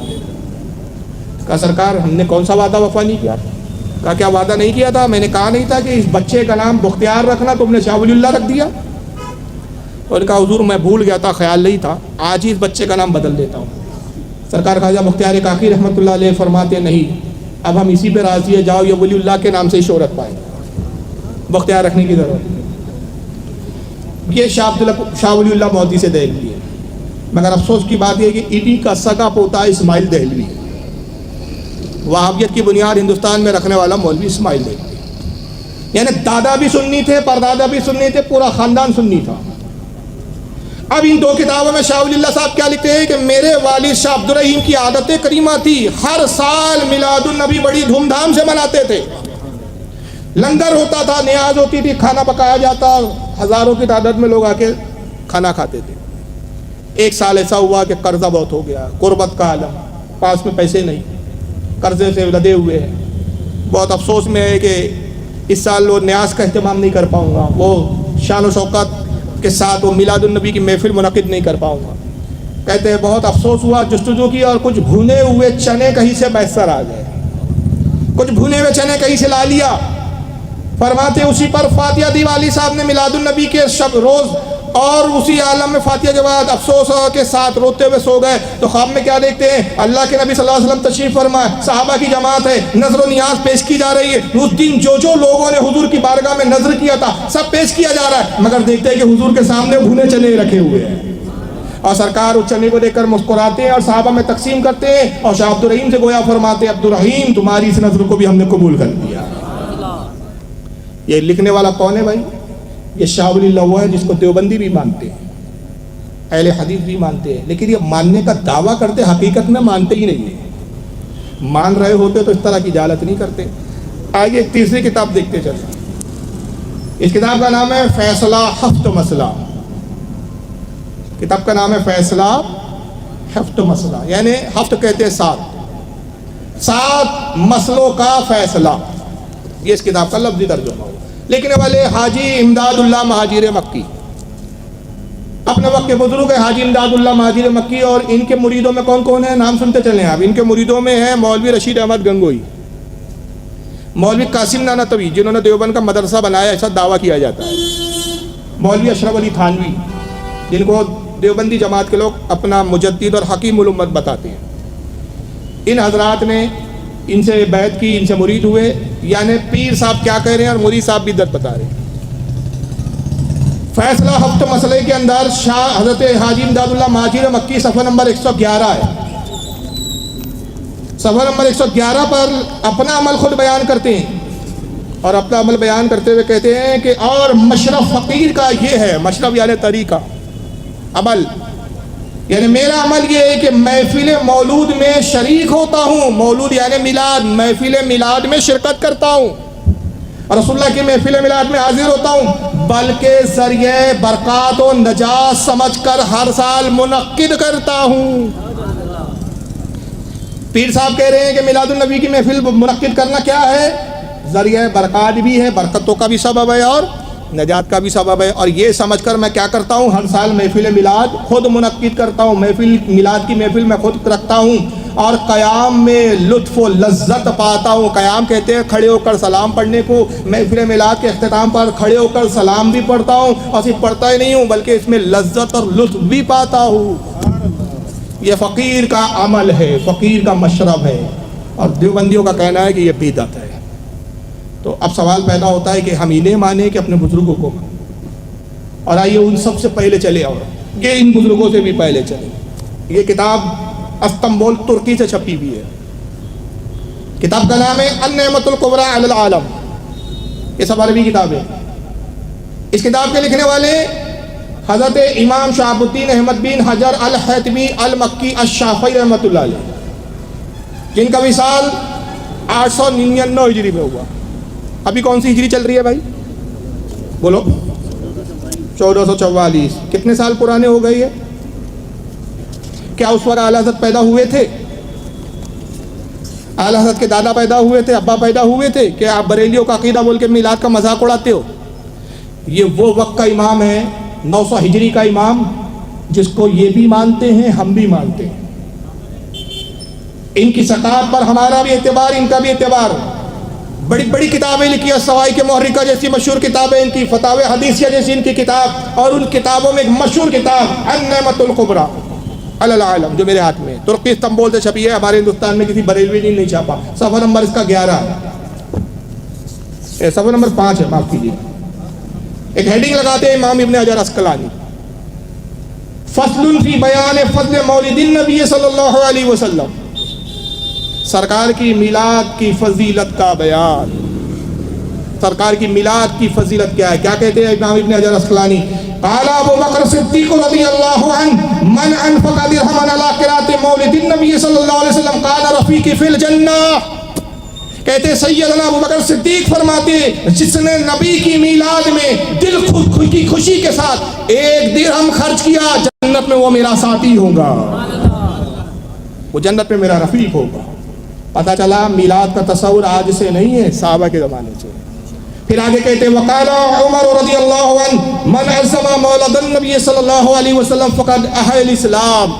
حضرت سیدنا عمر رضی اللہ تعالیٰ عنہ کہتے ہیں جس نے نبی کی میلاد دل کھول کر میلاد میں جو ہے خرچ کیا، اس نے گویا اسلام کو زندگی عطا کر دی، احیا الاسلام، اس نے اسلام کو زندہ کیا۔ وقال عثمان رضی اللہ عنہ، حضرت عثمان غنی فرماتے ہیں من انفق درہما علی قراءۃ مولد النبی صلی اللہ علیہ وسلم فکانما شہید غزوات بدر و حنین۔ حضرت عثمان غنی کہتے ہیں جس نے نبی کی میلاد پر 1 درہم 1 روپیہ خرچ کیا نبی کی میلاد پر، گویا وہ غزوہ بدر و حنین میں شریک رہا اور ان کے شہیدوں کے ساتھ اس کا حشر کیا جائے گا۔ وقال علی رضی اللہ تعالی، حضرت مولا علی فرماتے ہیں من عظم مولد النبی صلی اللہ علیہ وسلم وقانا سیعن لقراته لا يخرج من الدنیا الا ایمان ويدخل الجنت بغیر حساب. حضرت مولا علی فرماتے ہیں جس نے نبی کی میلاد پر دل کھول کر خرچ کیا وہ دنیا سے ہرگز نہ جائے گا اس وقت تک جب تک اس کا خاتمہ ایمان پر نہ ہو جائے اور وہ جنت میں بغیر و حساب و کتاب کے داخل کر دیا جائے. یہ کسی بریلی کے مولانا نے نہیں لکھا بلکہ کس نے لکھا ہے بھائی بولیے؟ امام ابن حجر مکی نے 899 ہجری میں جن کا وصال ہوتا ہے 900 ہجری کے امام. حد تو یہ ہے کہ ان بیچاروں کو اپنے گھر کی بھی خبر نہیں, لیکن وہ کتاب دکھانے سے پہلے میں ایک حدیث سناتا ہوں تب آپ کو یہ چیز سمجھ میں آئیں گی. بہرحال کتاب دیکھیے, اس کا نام ہے مختصر سیرت الرسول. لکھنے والا کون ہے؟ محمد ابن عبد الوہاب نجدی کا بیٹا عبداللہ. فرقہ وہابیہ کا جو بانی ہے محمد ابن عبد الوہاب 1111 ہجری میں جو پیدا ہوا تھا نجد کے اندر, اس کا بیٹے ہے جناب. کتاب بریلیوں نے نہیں چھاپا, ہندوستان میں نہیں چھپی, سعودیہ ریاض نے چھاپا, اس کو ریاض سے چھپی ہے کتاب. اور یہ بڑی مشکل سے ملی مجھے بھائی. حافظ احسان صاحب میں نام لے لیتا ہوں کیونکہ جن کا احسان اس کا اقدار کرنا. حافظ احسان صاحب جو شری لنکا کے ایک ہمارے اہل سنت کے زبردست عالم ہے, یہ انہوں نے مجھے تحفتاً پیش کی تھی اور بہت تلاش کے بعد یہ کتاب ہم تک ملی. تو بہرحال محمد ابن عبد الوہاب نجدی کا بیٹا ہے عبداللہ, اس نے کتاب لکھی ہے رسول اللہ کی سیرت پر. بخاری شریف میں ایک حدیث ہے, صحیح بخاری کے اندر یہ حدیث ہے, مصنف عبد الرزاق میں یہ حدیث موجود ہے, مصنف ابن ابی شیبہ میں یہ حدیث موجود ہے, کئی حدیث کی کتابوں میں. حدیث کیا ہے؟ رسول اللہ کی جب پیدائش ہوئی, حضور کا چچا تھا ابو لہب, کافر تھا, کفر پر ہی مرا. اب اس کو تو اس وقت معلوم ہی نہیں تھا کہ جو پیدا ہوا ہے بچہ یہ آگے چل کے نبی بننے والا ہے, وہ تو بھتیجا سمجھ رہا ہے. تو اس کی ایک لونڈی تھی سوائبیہ, وہ دوڑتے ہوئے آتی ہے اور ابو لہب کو کہتی ہے ابو لہب مبارک ہو تمہیں بھتیجا پیدا ہوا ہے, تمہارے بھائی عبداللہ جن کا انتقال ہو چکا تھا, عبداللہ کو بیٹا ہوا ہے, تمہیں بھتیجا پیدا ہوا ہے. ابو لہب بہت خوش ہوا بھتیجے کی خوشخبری سن کے, اور اپنی یہ انگلی سے جس کو شہادت کی انگلی کہتے ہیں اشارہ کر کے کہتا ہے تو نے آج بڑی عظیم خوشخبری سنائی, جا تو آزاد ہے. انگلی سے اشارہ کیا, جا آزاد ہے. یعنی حضور کی پیدائش کی خوشی میں ابو لہب نے کیا کیا؟ اپنی لونڈی صہیبیہ کو آزاد کر دیا. ابو لہب کفر پر مرا اور اس کی مذمت میں جب حضور نے اعلان نبوت کیا بہت ستایا, بہت پریشان کیا, حضور کی جان کا دشمن بنا رہا. آخری تک ابو لہب ایمان نہیں لایا چچا ہونے کے بعد, کفر پر مرا. اس کے بارے میں سورہ لہب نازل ہوئی, تبت یدا ابی لہب و تب. اللہ فرماتا ہے ٹوٹ جائے ابو لہب کے ہاتھ, اور وہ ہاتھ ٹوٹی گئے. اس کی مذمت میں قرآن کی صورت بھی اتری, سورہ لہب. صحیح بخاری میں امام بخاری اور امام عبد الرزاق اور تمام محدثین لکھتے ہیں جن کے میں حوالے دیا, امام ابن ابی شیبہ, امام بہقی وغیرہ سب لکھتے ہیں کہ انتقال کے بعد حضرت عباس نے اس کو خواب میں دیکھا. حضرت عباس حضور کے دوسرے چچا وہ ایمان لائے. خواب دیکھتے ہیں کہ ابو لہب کو پوچھا کہ بھائی ابو لہب کیا حال ہے تیرا, مرنے کے بعد کیا ہوا؟ کہا تم سے جدا ہونے کے بعد کوئی خیر نہیں پائی میں, سخت عذاب میں ہوں, اپنے کفر کی بنیاد پر جہنم کے بڑے سخت عذاب میں مبتلا ہوں. مگر ہاں ایک بات ضرور ہے کہ پیر کے دن جس دن محمد صلی اللہ علیہ وسلم پیدا ہوئے میں نے اپنی لونڈی صہیبیہ کو انگلی کا اشارہ کر کے آزاد کیا تھا. اللہ کو میری ادا اتنی پسند آ گئی کہ پیر کے دن عذاب سے نجات دے دی جاتی ہے اور یہ انگلی میرے منہ میں ڈال دی جاتی ہے, اس سے میں پانی چوستا ہوں اور ہفتے بھر کی پیاس بجھاتا ہوں. اب یہ حدیث تو بخاری میں اس کا کوئی انکار نہیں کر سکتے. اس حدیث کو محمد بن عبد الوہاب کے بیٹے عبداللہ بھی لکھتے ہیں, اور لکھنے کے بعد وہ خود کیا کہتے ہیں میں الفاظ پڑھ دیتا ہوں, یہ ہمارے الفاظ ہیں, اور یہی جملے ہمارے بہت سارے محدثین نے بھی لکھا ہے. صفحہ نمبر 11 اس کا مختصر سیرت الرسول.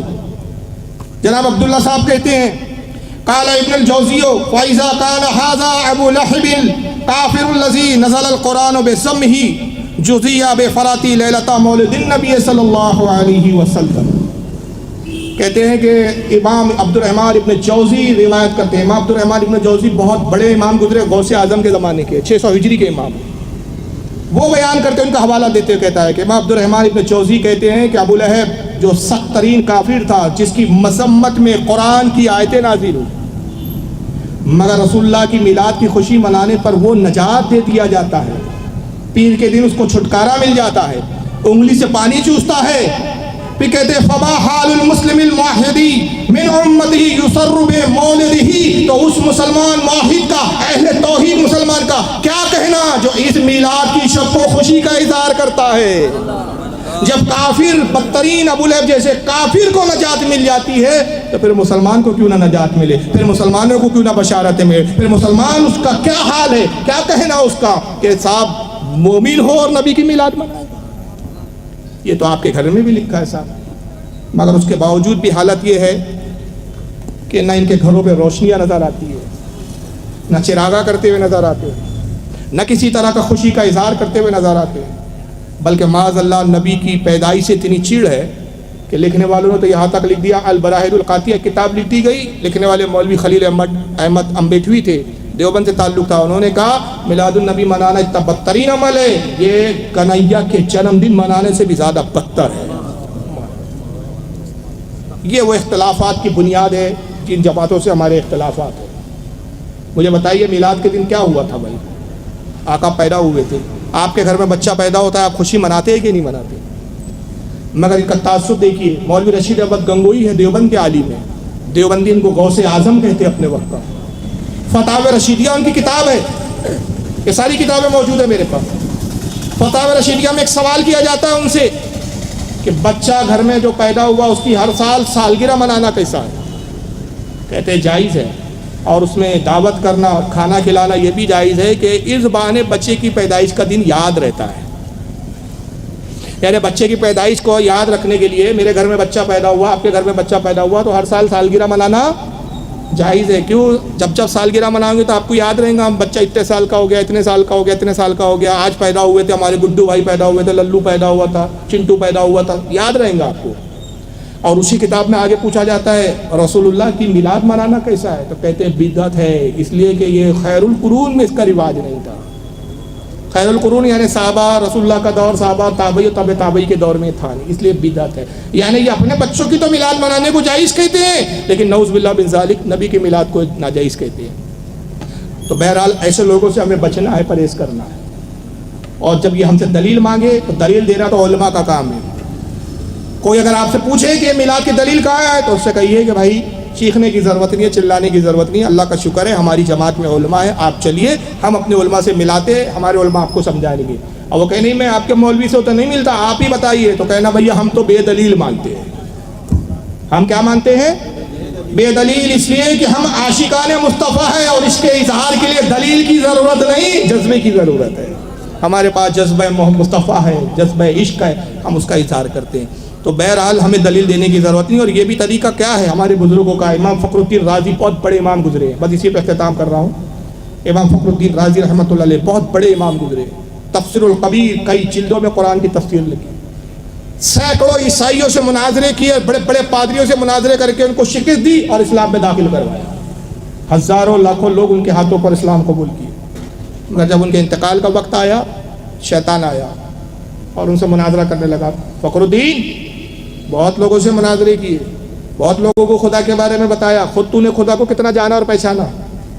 آپ نے کہا الحمدللہ میں خدا کو جانتا بھی ہوں، پہچانتا بھی ہوں، اور خدا پر ایمان ہے میرا۔ کہا اللہ ہے، اس کی دلیل کیا ہے؟ آپ نے کہا دلیل ہے، کہا دلیل دو۔ امام فخر الدین رازی نے ایک دلیل دی کہ اللہ ہے، اس کی دلیل یہ ہے، اس نے دلیل کاٹ دیا، کیونکہ وہ جاہل نہیں ہے۔ ابلیس کون ہے؟ معلم الملائکہ ہے، فرشتوں کا استاد رہ چکا ہے، جاہل نہیں تھا، وہ علم رکھتا تھا، اور اس نے اپنے باطل علم کی بنیاد پر اس دلیل کو کاٹ دیا۔ امام فخر الدین رازی نے دوسری دلیل دی، اس نے اس کو بھی کاٹا، تیسری دلیل دی، اس کو بھی کاٹا، چوتھی دلیل، 360 دلیل دی امام فخر الدین رازی نے، اور وہ دلیلوں کو کاٹتا رہا۔ اب امام فخر الدین رازی کے پاس کوئی دلیل نہیں بچی ہے۔ اب آپ کشمکش میں کہ اس کو کیسے کہوں کہ اللہ ہے، کیا دلیل دوں؟ آپ کے پیر و مرشد تھے، آپ کے استاد و پیر تھے، ان کا نام تھا نجم الدین کبریٰ، سینکڑوں میل دور پر وضو فرما رہے اور وہاں سے اس منظر کو دیکھ رہے ہیں، اپنی کھڑاؤ اٹھائی اور اس سمت میں پھینکا، کھڑاؤ ہوا میں اڑتے ہوئے آتی ہے، امام فخر الدین رازی کے سینے پہ لگتی ہے، گویا شیطان کا فریب کھڑاؤ کی طرف سے دور ہوتا ہے، اور آپ جلال میں فرماتے اس مقام تھے، اور ہزاروں میل دور آواز آتی ہے، فخر الدین کیا اس نالائق سے بحث کر رہا ہے، کیوں اس مردود سے بحث کر کے دلیل دے رہا ہے؟ کہہ دے میں خدا کو بے دلیل مانتا ہوں۔ ہمیں دلیل کی حاجت نہیں، ہم خدا کو کیا مانتے ہیں؟ یاد رکھیے ہر چیز کی دلیل نہیں دی جاتی۔ اگر ہر چیز کی دلیل دینے آپ بیٹھ جاؤں گے نا تو پھر اسلام پہ یقین آپ کا ختم ہو جائے گا۔ آپ کا اور ہمارا ایمان ہے کہ قبر میں عذاب ہوتا ہے کہ نہیں ہوتا ہے؟ مگر روزانہ قبرستان میں کتنی قبریں کھدتی ہے، کبھی کوئی عذاب دکھا آپ کو؟ ہمارا ایمان ہے اور عقیدہ ہے کہ جنتی، کوئی جنتی ہو، نیک ہو، قبر میں جاتا ہے، جنت کی کھڑکی، سنا ہے نا آپ نے، آج تک کسی کی قبر کھودی تو آپ نے دیکھا کوئی کھڑکی؟ نہیں، یہ سب غیب کی ہے. اور مومن کی اللہ نے تعریف ہی یہ بیان کی کہ اللہ فرماتا ہے والذین یؤمنون بالغیب، مومن وہ ہیں جو غیب پر ایمان لاتے ہیں، چھپی ہوئی باتوں پر ایمان لاتے ہیں. تو ہر چیز کی دلیل کی حاجت نہیں ہے، لیکن یہ الگ بات ہے کہ ہم اہل سنت ہیں، ہماری جماعت حق ہے، اس لیے الحمدللہ ہم عقلی دلائل بھی رکھتے ہیں بہت سی باتوں کی اور نقلی دلائل بھی رکھتے ہیں، لیکن دلیل دینے والی ایک الگ جماعت ہے اور وہ علماء کی جماعت ہے. یہ ان کا کام ہے. جیسے بیماروں کا علاج کرنا ڈاکٹر کا کام ہے. ہر کوئی میڈیکل کی کتاب پڑھ کے ڈاکٹری نہیں شروع کر سکتا، اور اگر وہ شروع کرنے لگے نتیجہ کیا ہوگا؟ بیماروں کو شفا نہیں دیں گا بلکہ آئے دن بیماروں کو مارنا شروع کر دیں گا. تو ہر فیلڈ کے لوگ ہوتے ہیں. تو یہ علماء کا کام ہے. ہمارا کام یہ ہے کہ جب ہمارے علماء نے کہہ دیا جائز ہے تو جائز ہے، اور جب ہمارے علماء یہ کہتے ہیں میلاد منانا جائز ہے تو یہ اس کو تو ہم نے مان لیا. مگر ہمارے علماء ساتھ میں یہ بھی کہتے ہیں کہ میلاد میں خرافات ہی نہیں ہونا چاہیے، تو اس کو بھی ماننا ہماری ذمہ داری ہے. یہ نہیں کہ اپنے عالموں کی ایک بات مان لیجیے اور دوسری چھوڑ دیجیے. جب ہمارے علماء کہے کہ میلاد کی محفلوں میں باادب آئیں، باادب میلاد کی محفلیں منعقد کریں، جلوس جب نکالے جائیں نبی کی یاد میں اور نبی کی میلاد کے موقع پر، جلوس میں خرافاتیں نہیں ہونا چاہیے، ادب کے ساتھ چلیے، درود و سلام پڑھتے چلیے. تب ہمارے نوجوانوں کی ذمہ داری بن جاتی ہے کہ اپنے علماء کی بات سنیں، رقص نہ کریں، ناچے نہیں. مگر افسوس کی بات ہے دن بدن جلوسوں میں خرافات بڑھ رہی ہے. ہمارے علماء سے بیزار ہے. اس سال سننے میں آیا کہ اور زیادہ خرافاتیں بڑھی. بعض نوجوان ہوتے جو باضابطہ ڈی جے پر ناچ رہے تھے. معاذ اللہ ہمارے نبی کو کتنی تکلیف ہو رہی ہو، اس لیے کہ آقا کی ولادت برائی کو ختم کرنے کے لیے ہوئی ہے. سرکار دنیا میں تشریف کس لیے لائے؟ برائیوں کو ختم کرنے کے لیے. جو تاریخ جو دن نبی برائی ختم کرنے کے لیے تشریف لائے، اسی دن کو اگر ہم خرافاتوں کا دن بنا دے، نبی پاک کے قلب کو کتنی تکلیف ہوگی، رب تبارک و تعالیٰ کتنا ناراض ہوگا. پھر یہ انصاف ہے رب کا کہ ہم پر ظالموں کو مسلط کر دیا جائے. پھر آپ شکایت کیوں کرتے ہیں کہ ظالم حکومت ہمارے سر پر ہے؟ پھر شکایت کس بات کی ہے کہ ہمارے ساتھ موب لنچنگ کی جا رہی ہے؟ ارے تمہارے ساتھ موب لنچنگ کیوں نہ ہو، تم پر ظلم کیوں نہ ہو، تم دنگوں میں تمہیں قتل کیوں نہ کیا جائے؟ تم نے اپنے رب کی فرما برداری کب کی؟ تم نے اپنے نبی کے فرامین کو مانا کب ہے؟ تم نے تو نبی کے میلاد کے دن کوئی خرافات کا دن بنا دیا. آج ہی ایک ویڈیو آیا میرے پاس بمبئی سے، دیکھنے کے بعد اتنا افسوس ہوا کہ پوچھیے مت.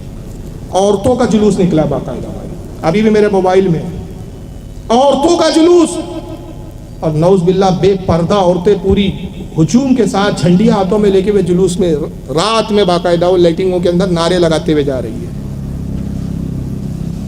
میرے ایک دوست ہے محسن، وہ کہہ رہے تھے یہ کیسے پتہ لگائے کیا صحیح اور کیا غلط ہے، کیونکہ عوام کو جائز ناجائز سمجھ میں نہیں آتا. ہر عوام میں سے ہر فرد کتابیں نہیں پڑھتا، وہ تو سمجھتا ہے یار رسول کی محبت میں کر رہا ہوں، صحیح کر رہا ہوں. میں نے اس کا ایک بہت مختصر سا جواب دیا. ایک اصولی بات ہے، میں نے کہا ہمارے جو بزرگان دین ہیں، اکابرین ہیں، ان کا تصور کریں اور ان کا تصور کر کے سوچیں کہ جو یہ کام ہم کر رہے ہیں کیا یہ وہ کام کرتے؟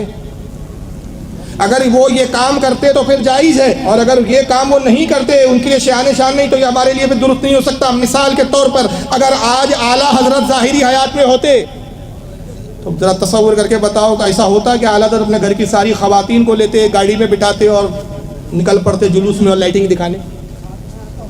سوچو کرتے کہ اعلیٰ حضرت. چلو اعلیٰ حضرت تو بہت پیچھے چلا گیا میں یار. ابھی مفتی مجیب اشرف صاحب ابھی وصال فرما ہمارے یہاں، مفتی اعظم مہاراشٹر. کبھی دیکھا آپ نے کہ انہوں نے اپنے گھر کی خواتینوں کو گاڑی میں لیا، بٹھایا اور چلے صاحب لائٹنگیں دکھا رہے ہیں بے پردہ.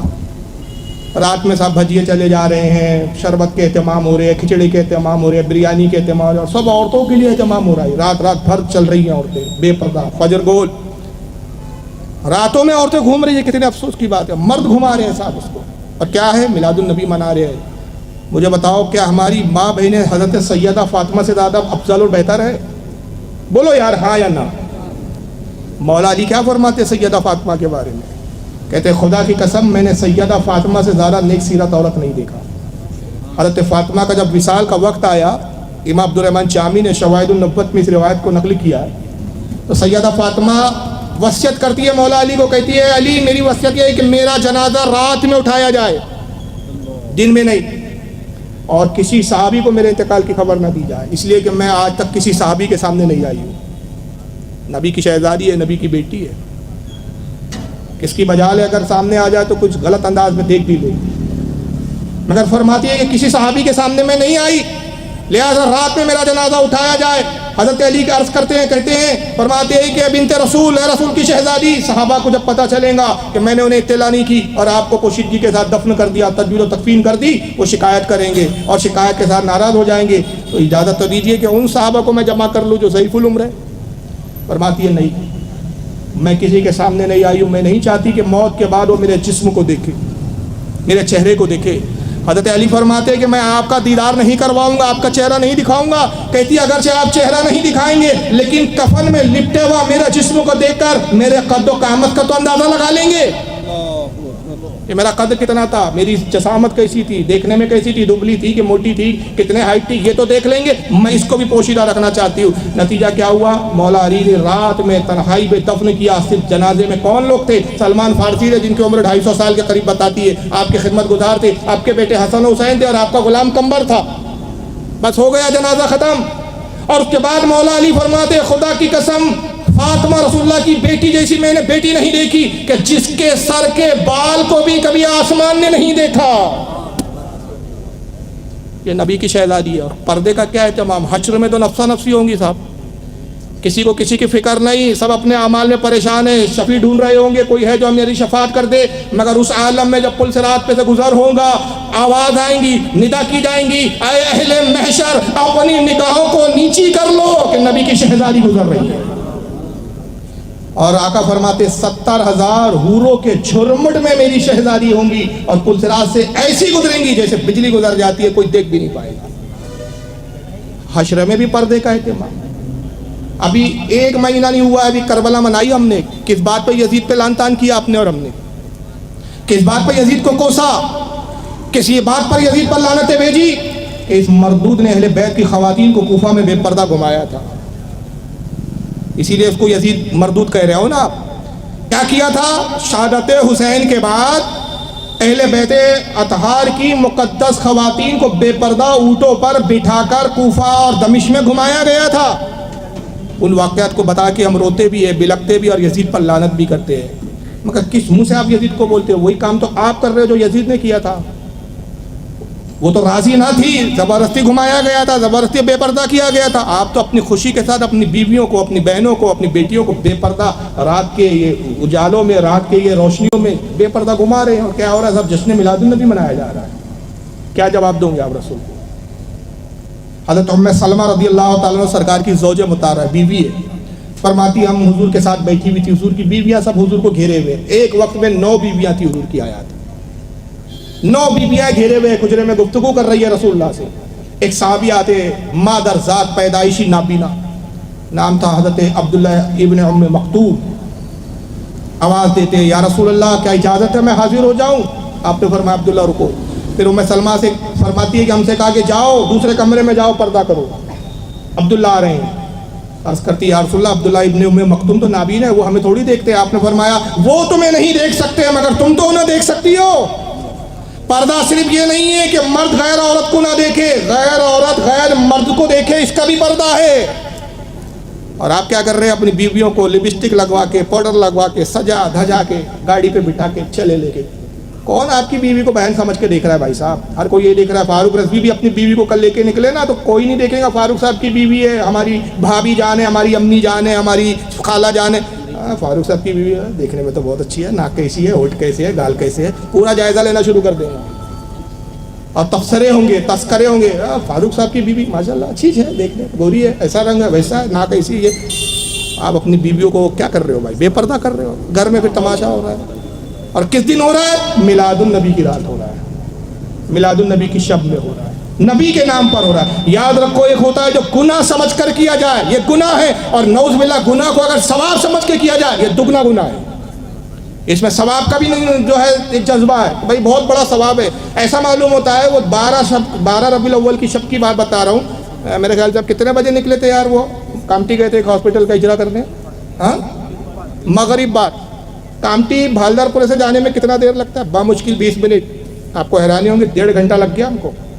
کس تاریخ کی بات بتا رہا ہوں؟ جلوس دوسرے دن ہے، اس سے پہلے والے دن ایک ہاسپٹل کا ادگھاٹن کرنا تھا مجھے، ہم لوگ بائی کار نکلے، 1.5 گھنٹہ لگ گیا ہم کو کامٹی پہنچنے میں۔ اتنا ट्रैफिक, ये नौजवान गाड़ियाँ, ऐसा लग रहा है कि भाई साहब पेट्रोल भरा लिया भिखारियों ने और जब तक पेट्रोल की एक एक बूंद ना फूंक दे तो उनके कलेजे ठंडे नहीं होंगे। गोया ये अकीदा है कि आज एक एक पेट्रोल की बूंद बहाने पे 10-10 नेकियां